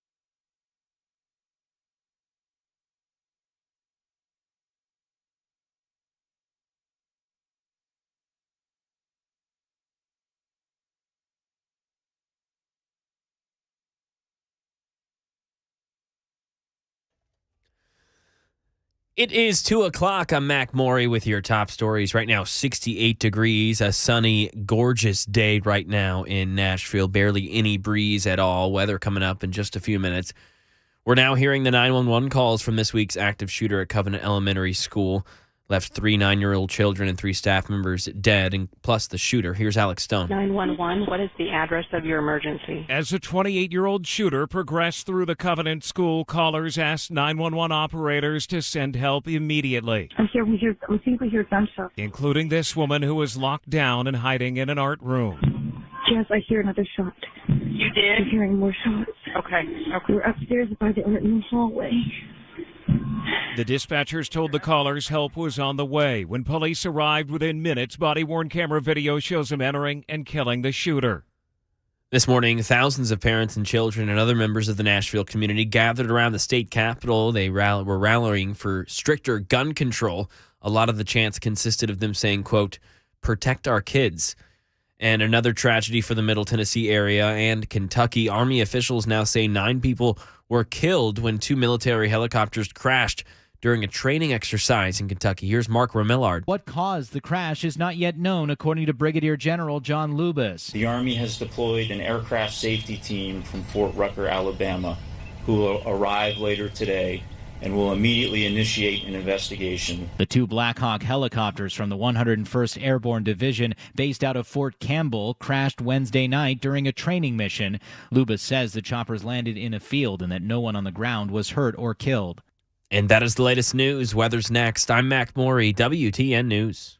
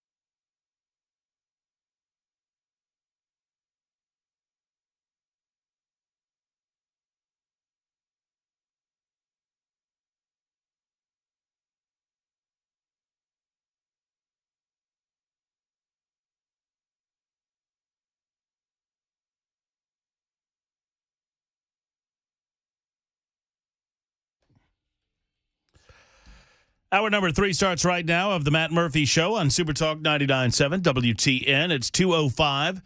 Thank you for being with us.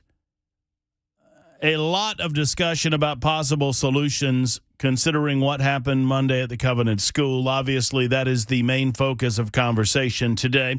There are other matters to get into as well. Of course, we'll include you on the telephones at 615-737-9986, as we always do. We appreciate you being a part of the show, either passively, listening, watching, or actively by participating on the super text line or on the phone lines. Speaking of watching, you're welcome to dial us up if it is of your desire. Facebook Live, YouTube, Twitter, and Twitch ongoing right now. Scott Cepicky coming up in this hour. He was waylaid or delayed based on the activities going on in the House of Representatives. Session has now ended. It was interrupted for a brief period of time because of protests, not only off the floor of the House of Representatives, but on the floor of the House of Representatives. One of the representatives, a new lawmaker, State Representative Justin Pearson, apparently appeared on the floor of the House of Representatives with a bullhorn. I don't know what to say about that, except something needs to be done about that. One would imagine that something will be. Also, we woke up this morning to the tragic news of what happened at Fort Campbell. 9 soldiers were killed in a training exercise in a Black Hawk helicopter crash during a training mission. One helicopter had 4 soldiers aboard. The other helicopter had 5 soldiers aboard. Those 2 helicopters crashed. I don't know the nature of that crash, but we do know that all 9 passed away. They were with the 101st Airborne Division, and our hearts go out to their family members and to they themselves as we bring you that sad news this afternoon as well. 615-737-9986. I promise to get to as many of you as I possibly can prior to speaking with Representative Cepicky about what's going down there. Kevin is in Watertown to join us now. Kevin, good afternoon. Welcome. Good afternoon. I was in law enforcement years ago. I'm in my 70s when I was in Florida. The idea of teachers having handguns, when you watch the video, when the police officers made the corner, within a second and a half, they had shot the shooter. Did a phenomenal job. What if that had been a teacher there standing there with a gun pointing in the corner at that? Teachers can get shot. You there? I'm here. I'm listening. Okay. It's very dangerous. I don't know how to handle teachers with guns because say the police got tipped off, or you're in Walmart, get a call, shooter, green shirt, red hair. I'm a citizen. I pull out my gun. Police walks in, sees guy with green shirt and red hair. Who are they shooting? The guy with the green shirt and red hair. Same way at that school. If the guy that was on vacation that had a gun, if he had been on that upper floor around the corner shooting at the suspect, we'd have a different conversation about how dirty the cops were. You didn't hear them come around the corner and say, "Are you a teacher?" I mean, within a second and a half, they were shooting. They ran to the shots. They did a phenomenal job. But it's a little dangerous, I think, arming teachers. Well, why don't you just extend that to everyone? It's a little dangerous for any of us to arm ourselves to defend ourselves because hold on, Kevin, hold on. Just don't jump at it. I'd let you speak. Let me speak. Sure. Okay. Sorry. Right. So the same logic could be applied to the population in general, right? I mean, but you present a lot of hypotheticals, and obviously sometimes mistakes happen with friendly fire. I get that. I understand that that's a danger, and the police are well aware of that danger. But I don't think we have to exclude one because of the danger of the other. In other words, I think a responsible gun owner that's doing it the right way and getting the training necessary in order to arm themselves in the general public setting would be aware that when police get there that you don't need to look like a threat to the police, otherwise you might get shot. I think most of us kind of understand that. Okay, I agree with you, but we really, and I'll backflip on you, it would really have to be good, extensive training for them. for the teachers or custodian or anybody's got to have just really great training to handle the pistol or a gun. So yeah, I'll backtrack on you. Well, I mean, I understand that there's not a one size fits all prescription for any of this. There's a lot of different components going on, but I do not believe it is a valid reason to say no to teachers having the ability with the proper training and willingness to be armed, that they might potentially at some point down the road get shot by the cops because the cops mistake them for the bad guys. I've seen way too many incidents and read about way too many incidents and shared way too many incidents with you on air of situations that involved good guys with guns. Good guys with guns don't get reported on by the mainstream media very often because they don't like how it destroys the narrative that they want to disarm the general public. The mainstream media and the political left have done a masterful job of convincing especially younger people. You saw a lot of younger people at the House of Representatives today. A lot of our younger generation at the Tennessee State Capitol today, demanding action on guns, demanding that we stop with the ability for Tennesseans to have certain types of weapons. That is a byproduct of the masterful job that the political left has done to insinuate in the minds of the younger generation that guns are always bad. You understand what I'm saying? There are many people that believe that any gun introduced to any situation for any reason is a bad thing.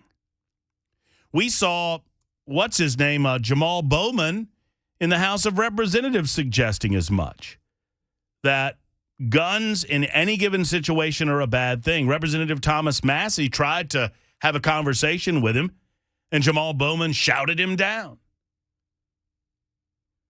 They got into something of a hollering match on the halls or in the halls of Congress today. Did you see his Twitter follow-up? I did not. He posted Massey had a picture similar to Andy Ogle's where his family was all carrying ARs, and he posted that going, "This is the guy trying to lecture me about, guns." What, Bowman posted the photo? Yeah. And I'm thinking about, and I actually tweeted back out and said, "It looks like nobody's going to be rolling up on Massey's house anytime soon." Well, if that's they know right. It's good for him. But what? I mean, I was a little disappointed that Andy decided to pull that photo from his Twitter feed. I didn't think there was anything wrong with it. I don't think there's anything. There's nothing wrong with arming yourself to protect yourself and your family. There's nothing wrong with celebrating the Second Amendment and gun ownership. And there's certainly nothing wrong with teaching your children to respect and handle weapons properly if they're in the house. Amen. But it goes back to what I'm saying is that psychologically, the political left has infiltrated the minds of the younger generation, especially, and maybe some older people, to suggest that the mere presence of a gun is somehow a negative. No, the intent can be negative or positive. Once again, I don't plan on getting castrated because rapists exist. And I don't plan on relinquishing my Second Amendment rights and my right to self-defense because people want to do bad things with what is a neutral product except in the hands of a bad person. 213 Super Talk 99.7 WT, and Bonnie is next. Thank you for calling, Bonnie. I'm glad you did. Yes. How are you? I'm doing well, Bonnie. I'm sorry. I've been holding forever, but it's worth it. I am a peon, and I have nothing in life, but I'm a human being, and I have an opinion, and I don't want to make you mad because I don't want you to cut me off on the phone like you did one of the other guys. Yes, ma'am. I hang up on everybody.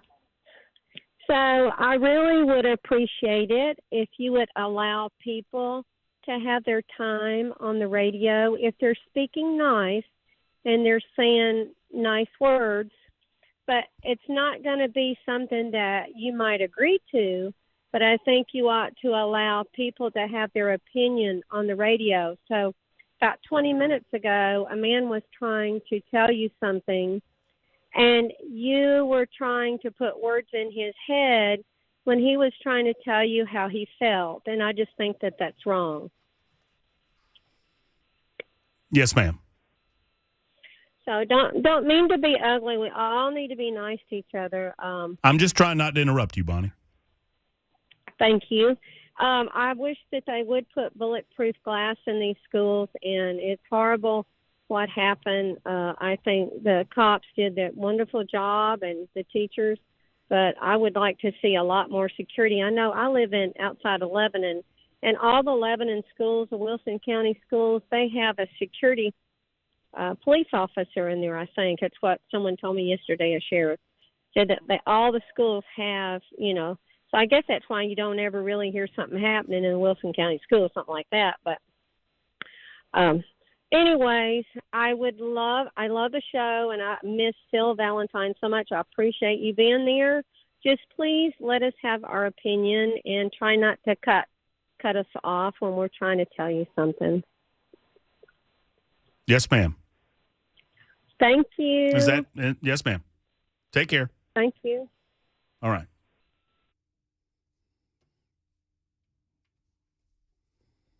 Okay, it's your turn again. Thank you, Bonnie. Thank you. I'm a very passionate person. I believe what I believe. My job is to orchestrate public conversation about issues that oftentimes have a variety of different viewpoints and perspectives.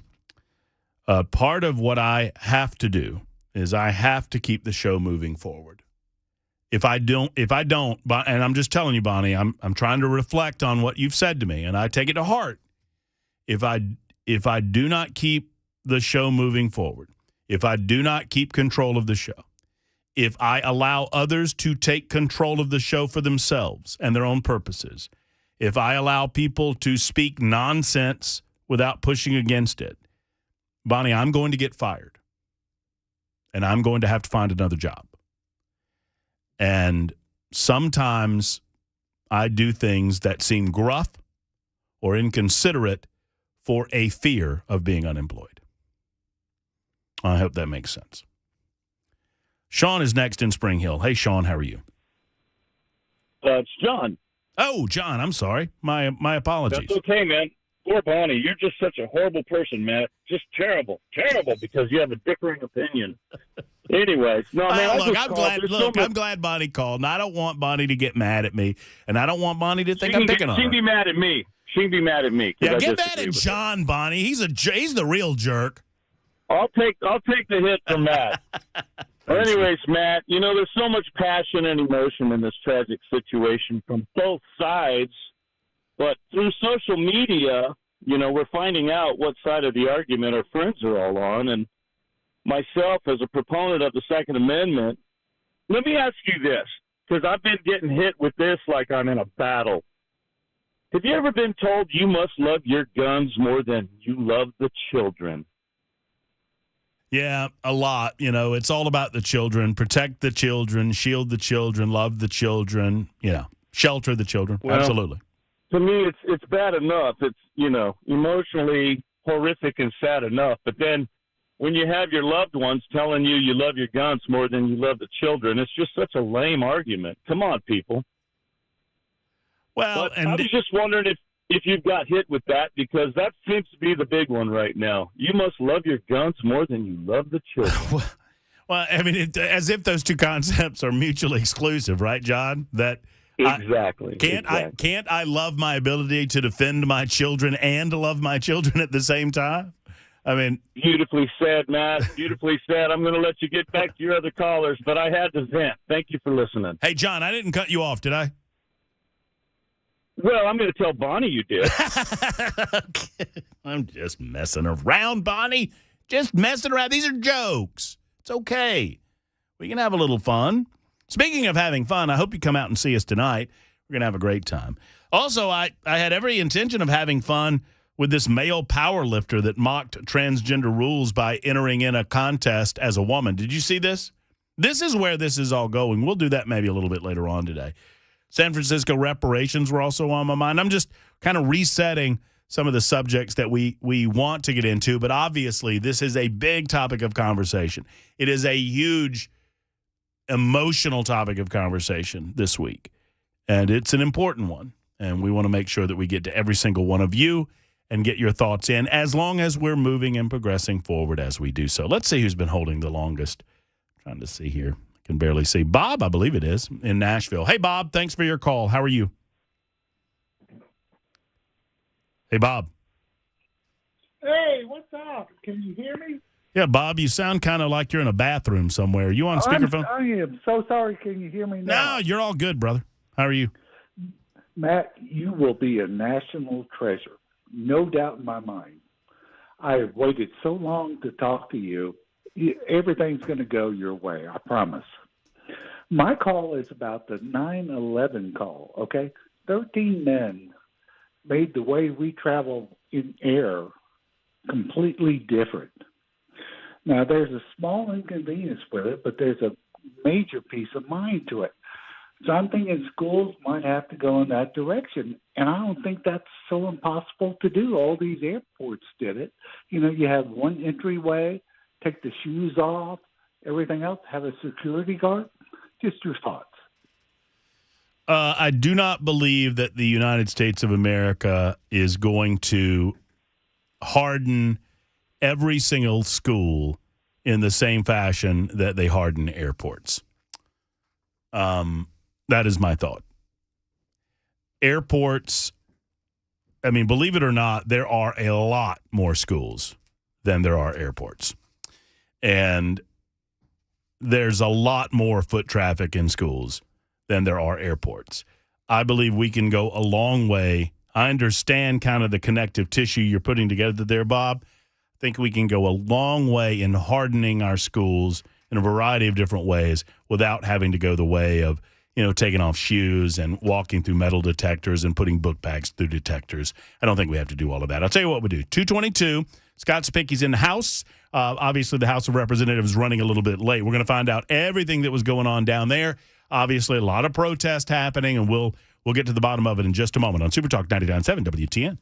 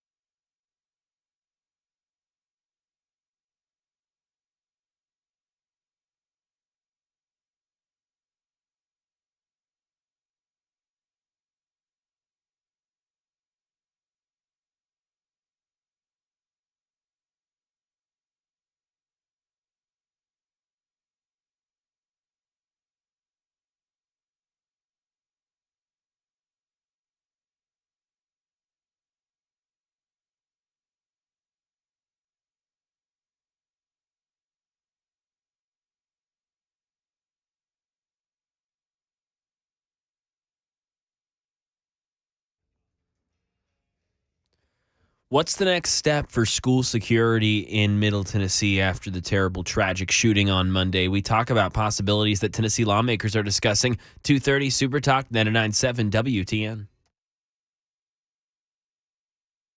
Super Talk 99.7 WTN. Thank you, Mac Morey. You see how I waited there for I waited for a brief tick. Let it sit. Because I didn't want to. Oh, you just want to go. I didn't want to interrupt you. I'm sorry. I'm kidding, Bonnie. And I'm sorry, jokes. Bonnie. We're just trying to lighten the load for a minute. Bonnie, I love you. And Bonnie was like, you hang up on people. I hang up on everybody. It's true. Every person that calls the show, I hang up on them. But that's literally true, but it's never done out of malice. It's just the way you end the conversation. You got to go. I can't wait. If we did the whole, okay, all right. Well, thanks, goodbye. Well, you hang up first. Oh, you hang up first. No, you hang up first. That'd be 1 hour of the show right there. I love you. Remember the Jim Gaffigan bit where he's talking to the fake person on the phone? Yeah, they're starting to get pretty upset. Anyway, Representative Scott Cepicky is normally here at 1 o'clock on Thursdays with our legislative roundup. And we normally play the Superman theme and all of that. We're not doing any of that today because there's been just an incredible I don't even know how to describe what's been going on the floor of the House of Representatives. And I'm not going to get in front of Scott. I want him to describe it in his own words as to how he saw the protest and how that devolved into something that happened on the floor. Representative Scott Cepicky, good afternoon. Good afternoon. How you doing? I'm well. All right. Long week. So there's Tennesseans outside of the state capitol. Yes. They're exercising their constitutional right to protest. Loudly. And tell me about that first before we get into what happened on the floor. So if you ever been to the General Assembly where the House and the Senate meet, the elevators come up, you get off the elevators, and you have to walk either way. We had maximum amount of troopers up there to maintain that legislators weren't assaulted. There were people up there very mad, very angry, very passionate, exercising their right to free speech. They had their banners, their signs, their slogans, their chants. The problem was that they were being instigated by members of the General Assembly. That's a problem. They were being spurred into chants. They were being spurred into protests. They were being spurred into getting up in the faces and pushing members of the General Assembly as we tried to walk in through the troopers. So members of the legislative body were antagonizing the protesters in a way that encouraged them to... It was very unsafe. ...approach other representatives. That's correct. And so we got into the hall or into the House, and we started to conduct our business. And the crowd that was outside filtered into the balcony. And they had their signs, and they were, most of the time, respectful of us trying to conduct our business. The chants were still going on outside the General Assembly in the hallways, but we were able to move forward on most of our business. And then 3 representatives decided to take control of the People's House. We made mention of, and I played a clip of, who I believe to be Representative Pearson with a bullhorn. Correct. Let's take a time out and let the news happen. I want you to describe to me exactly how we got there and what you witnessed with these representatives, because I'm curious who the other 2 were, and talk about that for just a moment, because it seems to me that decorum broke down in such a way that there have to be conversations or even repercussions. Representative Scott Cepicky is with us. It's 2:30 on Super Talk.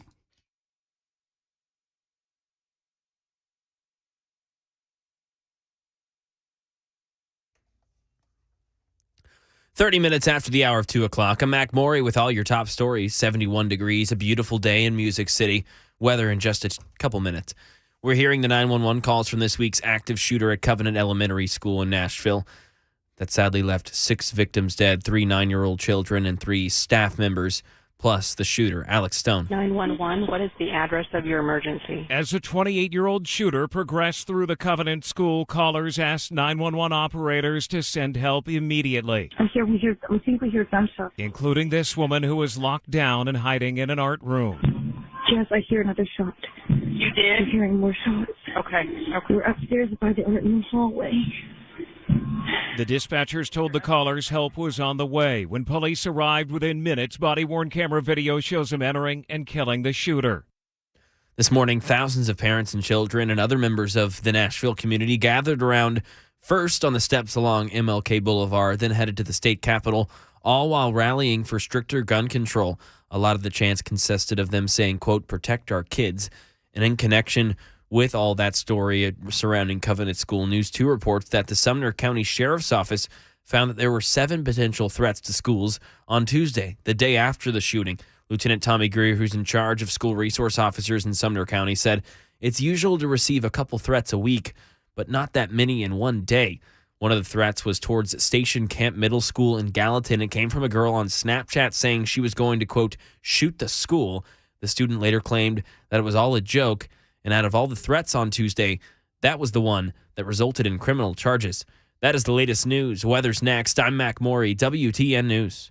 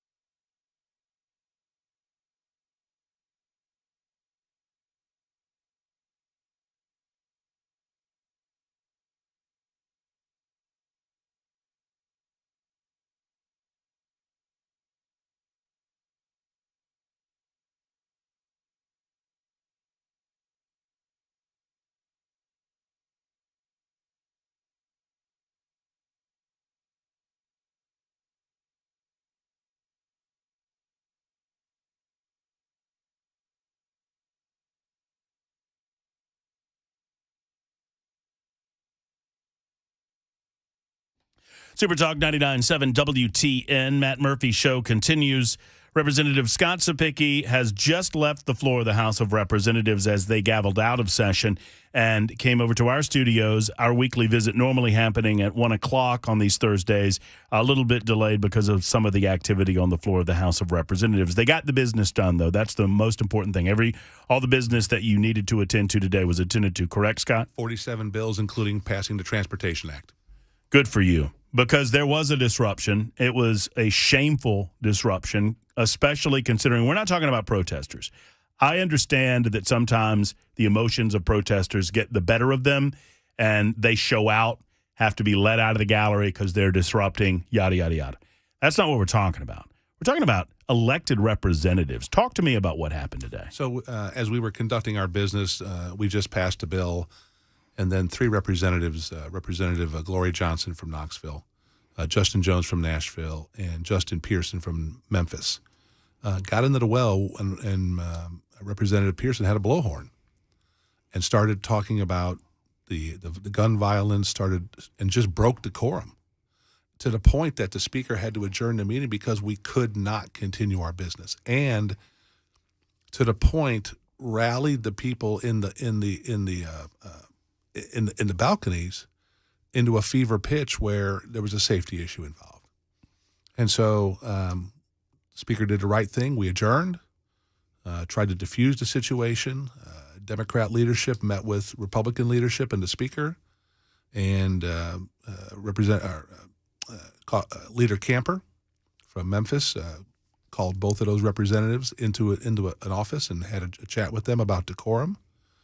And I guess we were adjourned for 35, 40 minutes, and then finally got to be able to come back on the House floor and conduct the rest of the business that the people of Tennessee expect us to do. What was their, as best as you can ascertain, what was the purpose? What were they attempting to whip the gallery into a further frenzy? And what was the point of disrupting the goings-on of the House? Well, one of the things that a lot of my Democrat counterparts complain about is the silencing of their voice, right? Because you have a supermajority, 75 members, right? 75 out of 99.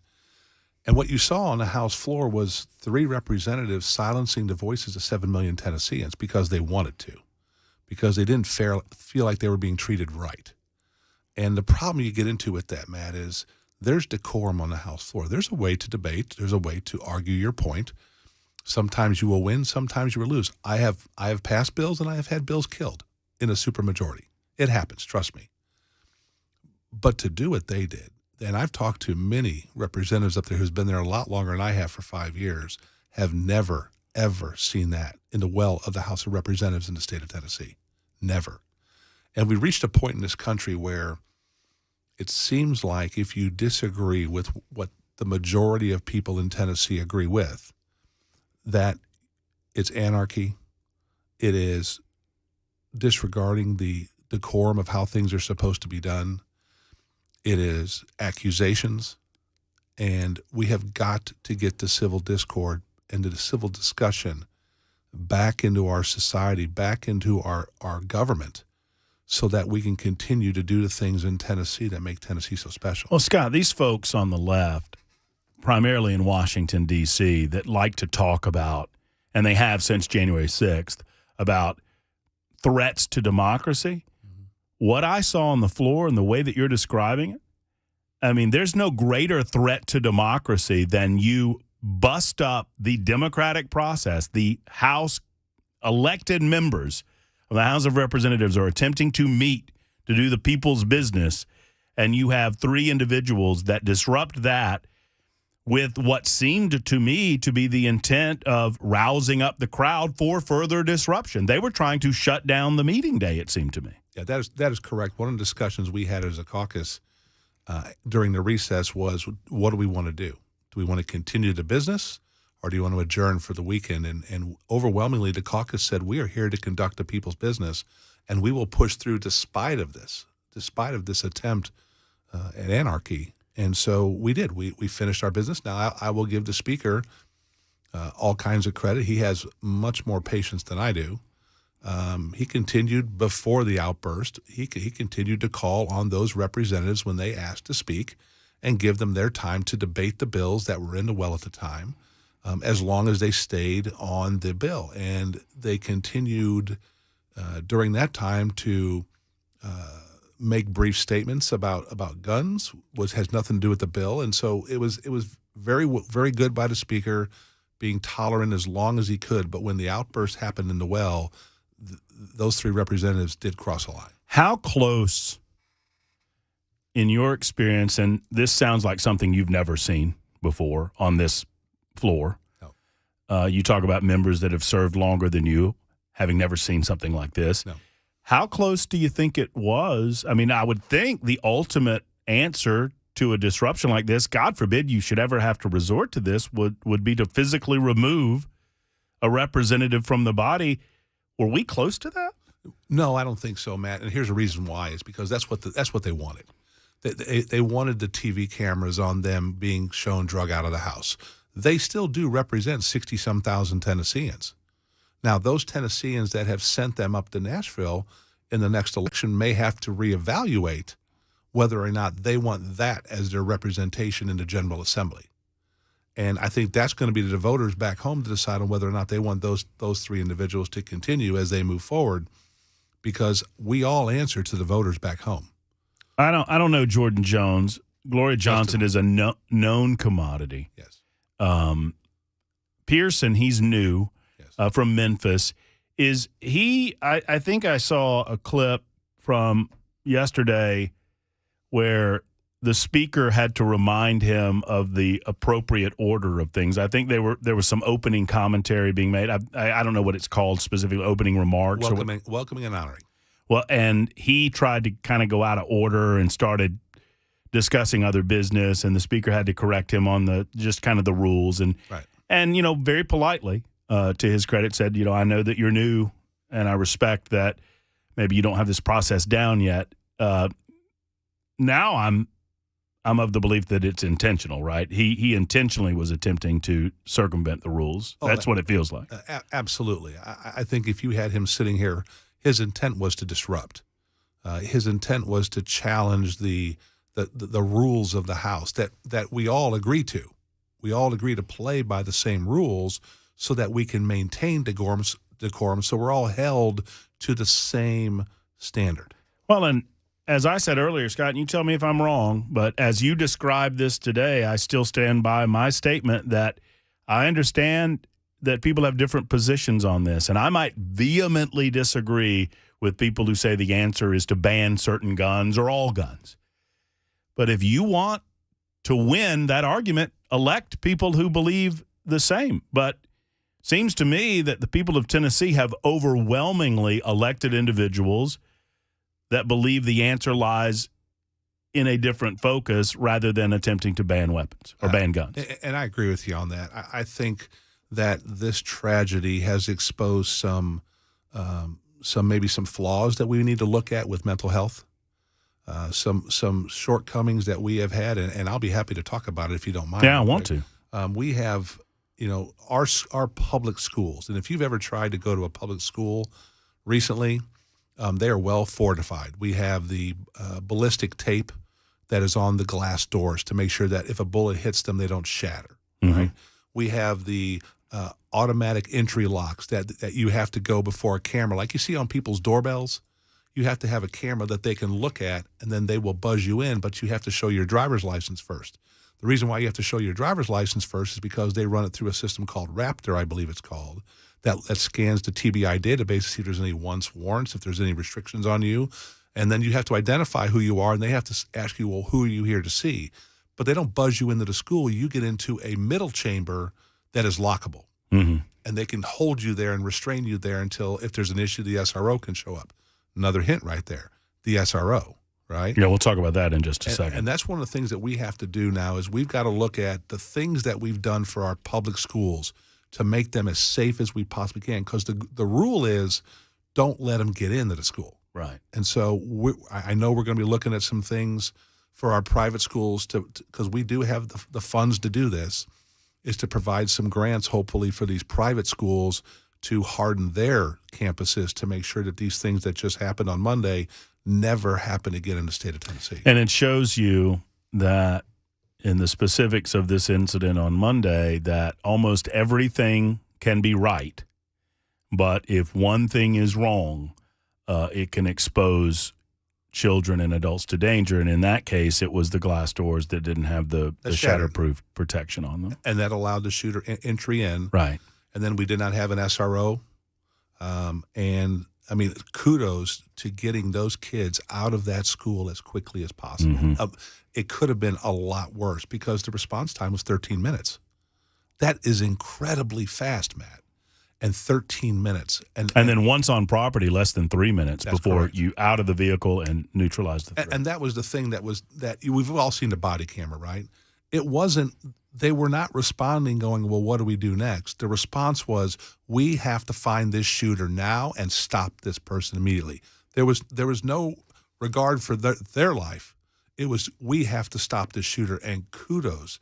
We owe these members of law enforcement who rushed in to stop this situation as fast as they could, and they were not playing around.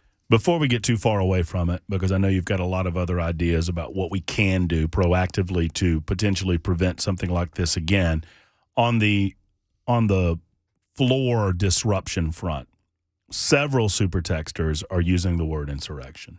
How do you respond to that? Well, I don't know. I mean, we know what that word has a connotation. Certainly right disruption. Now. Oh, it was a disruption. Let me tell you, it was incredibly, as someone who's been there 5 years, understanding who has stood on the floor of the House of the General Assembly in Tennessee, the Polks, the Jacksons, the Cordell Hulls, the greats of Tennessee.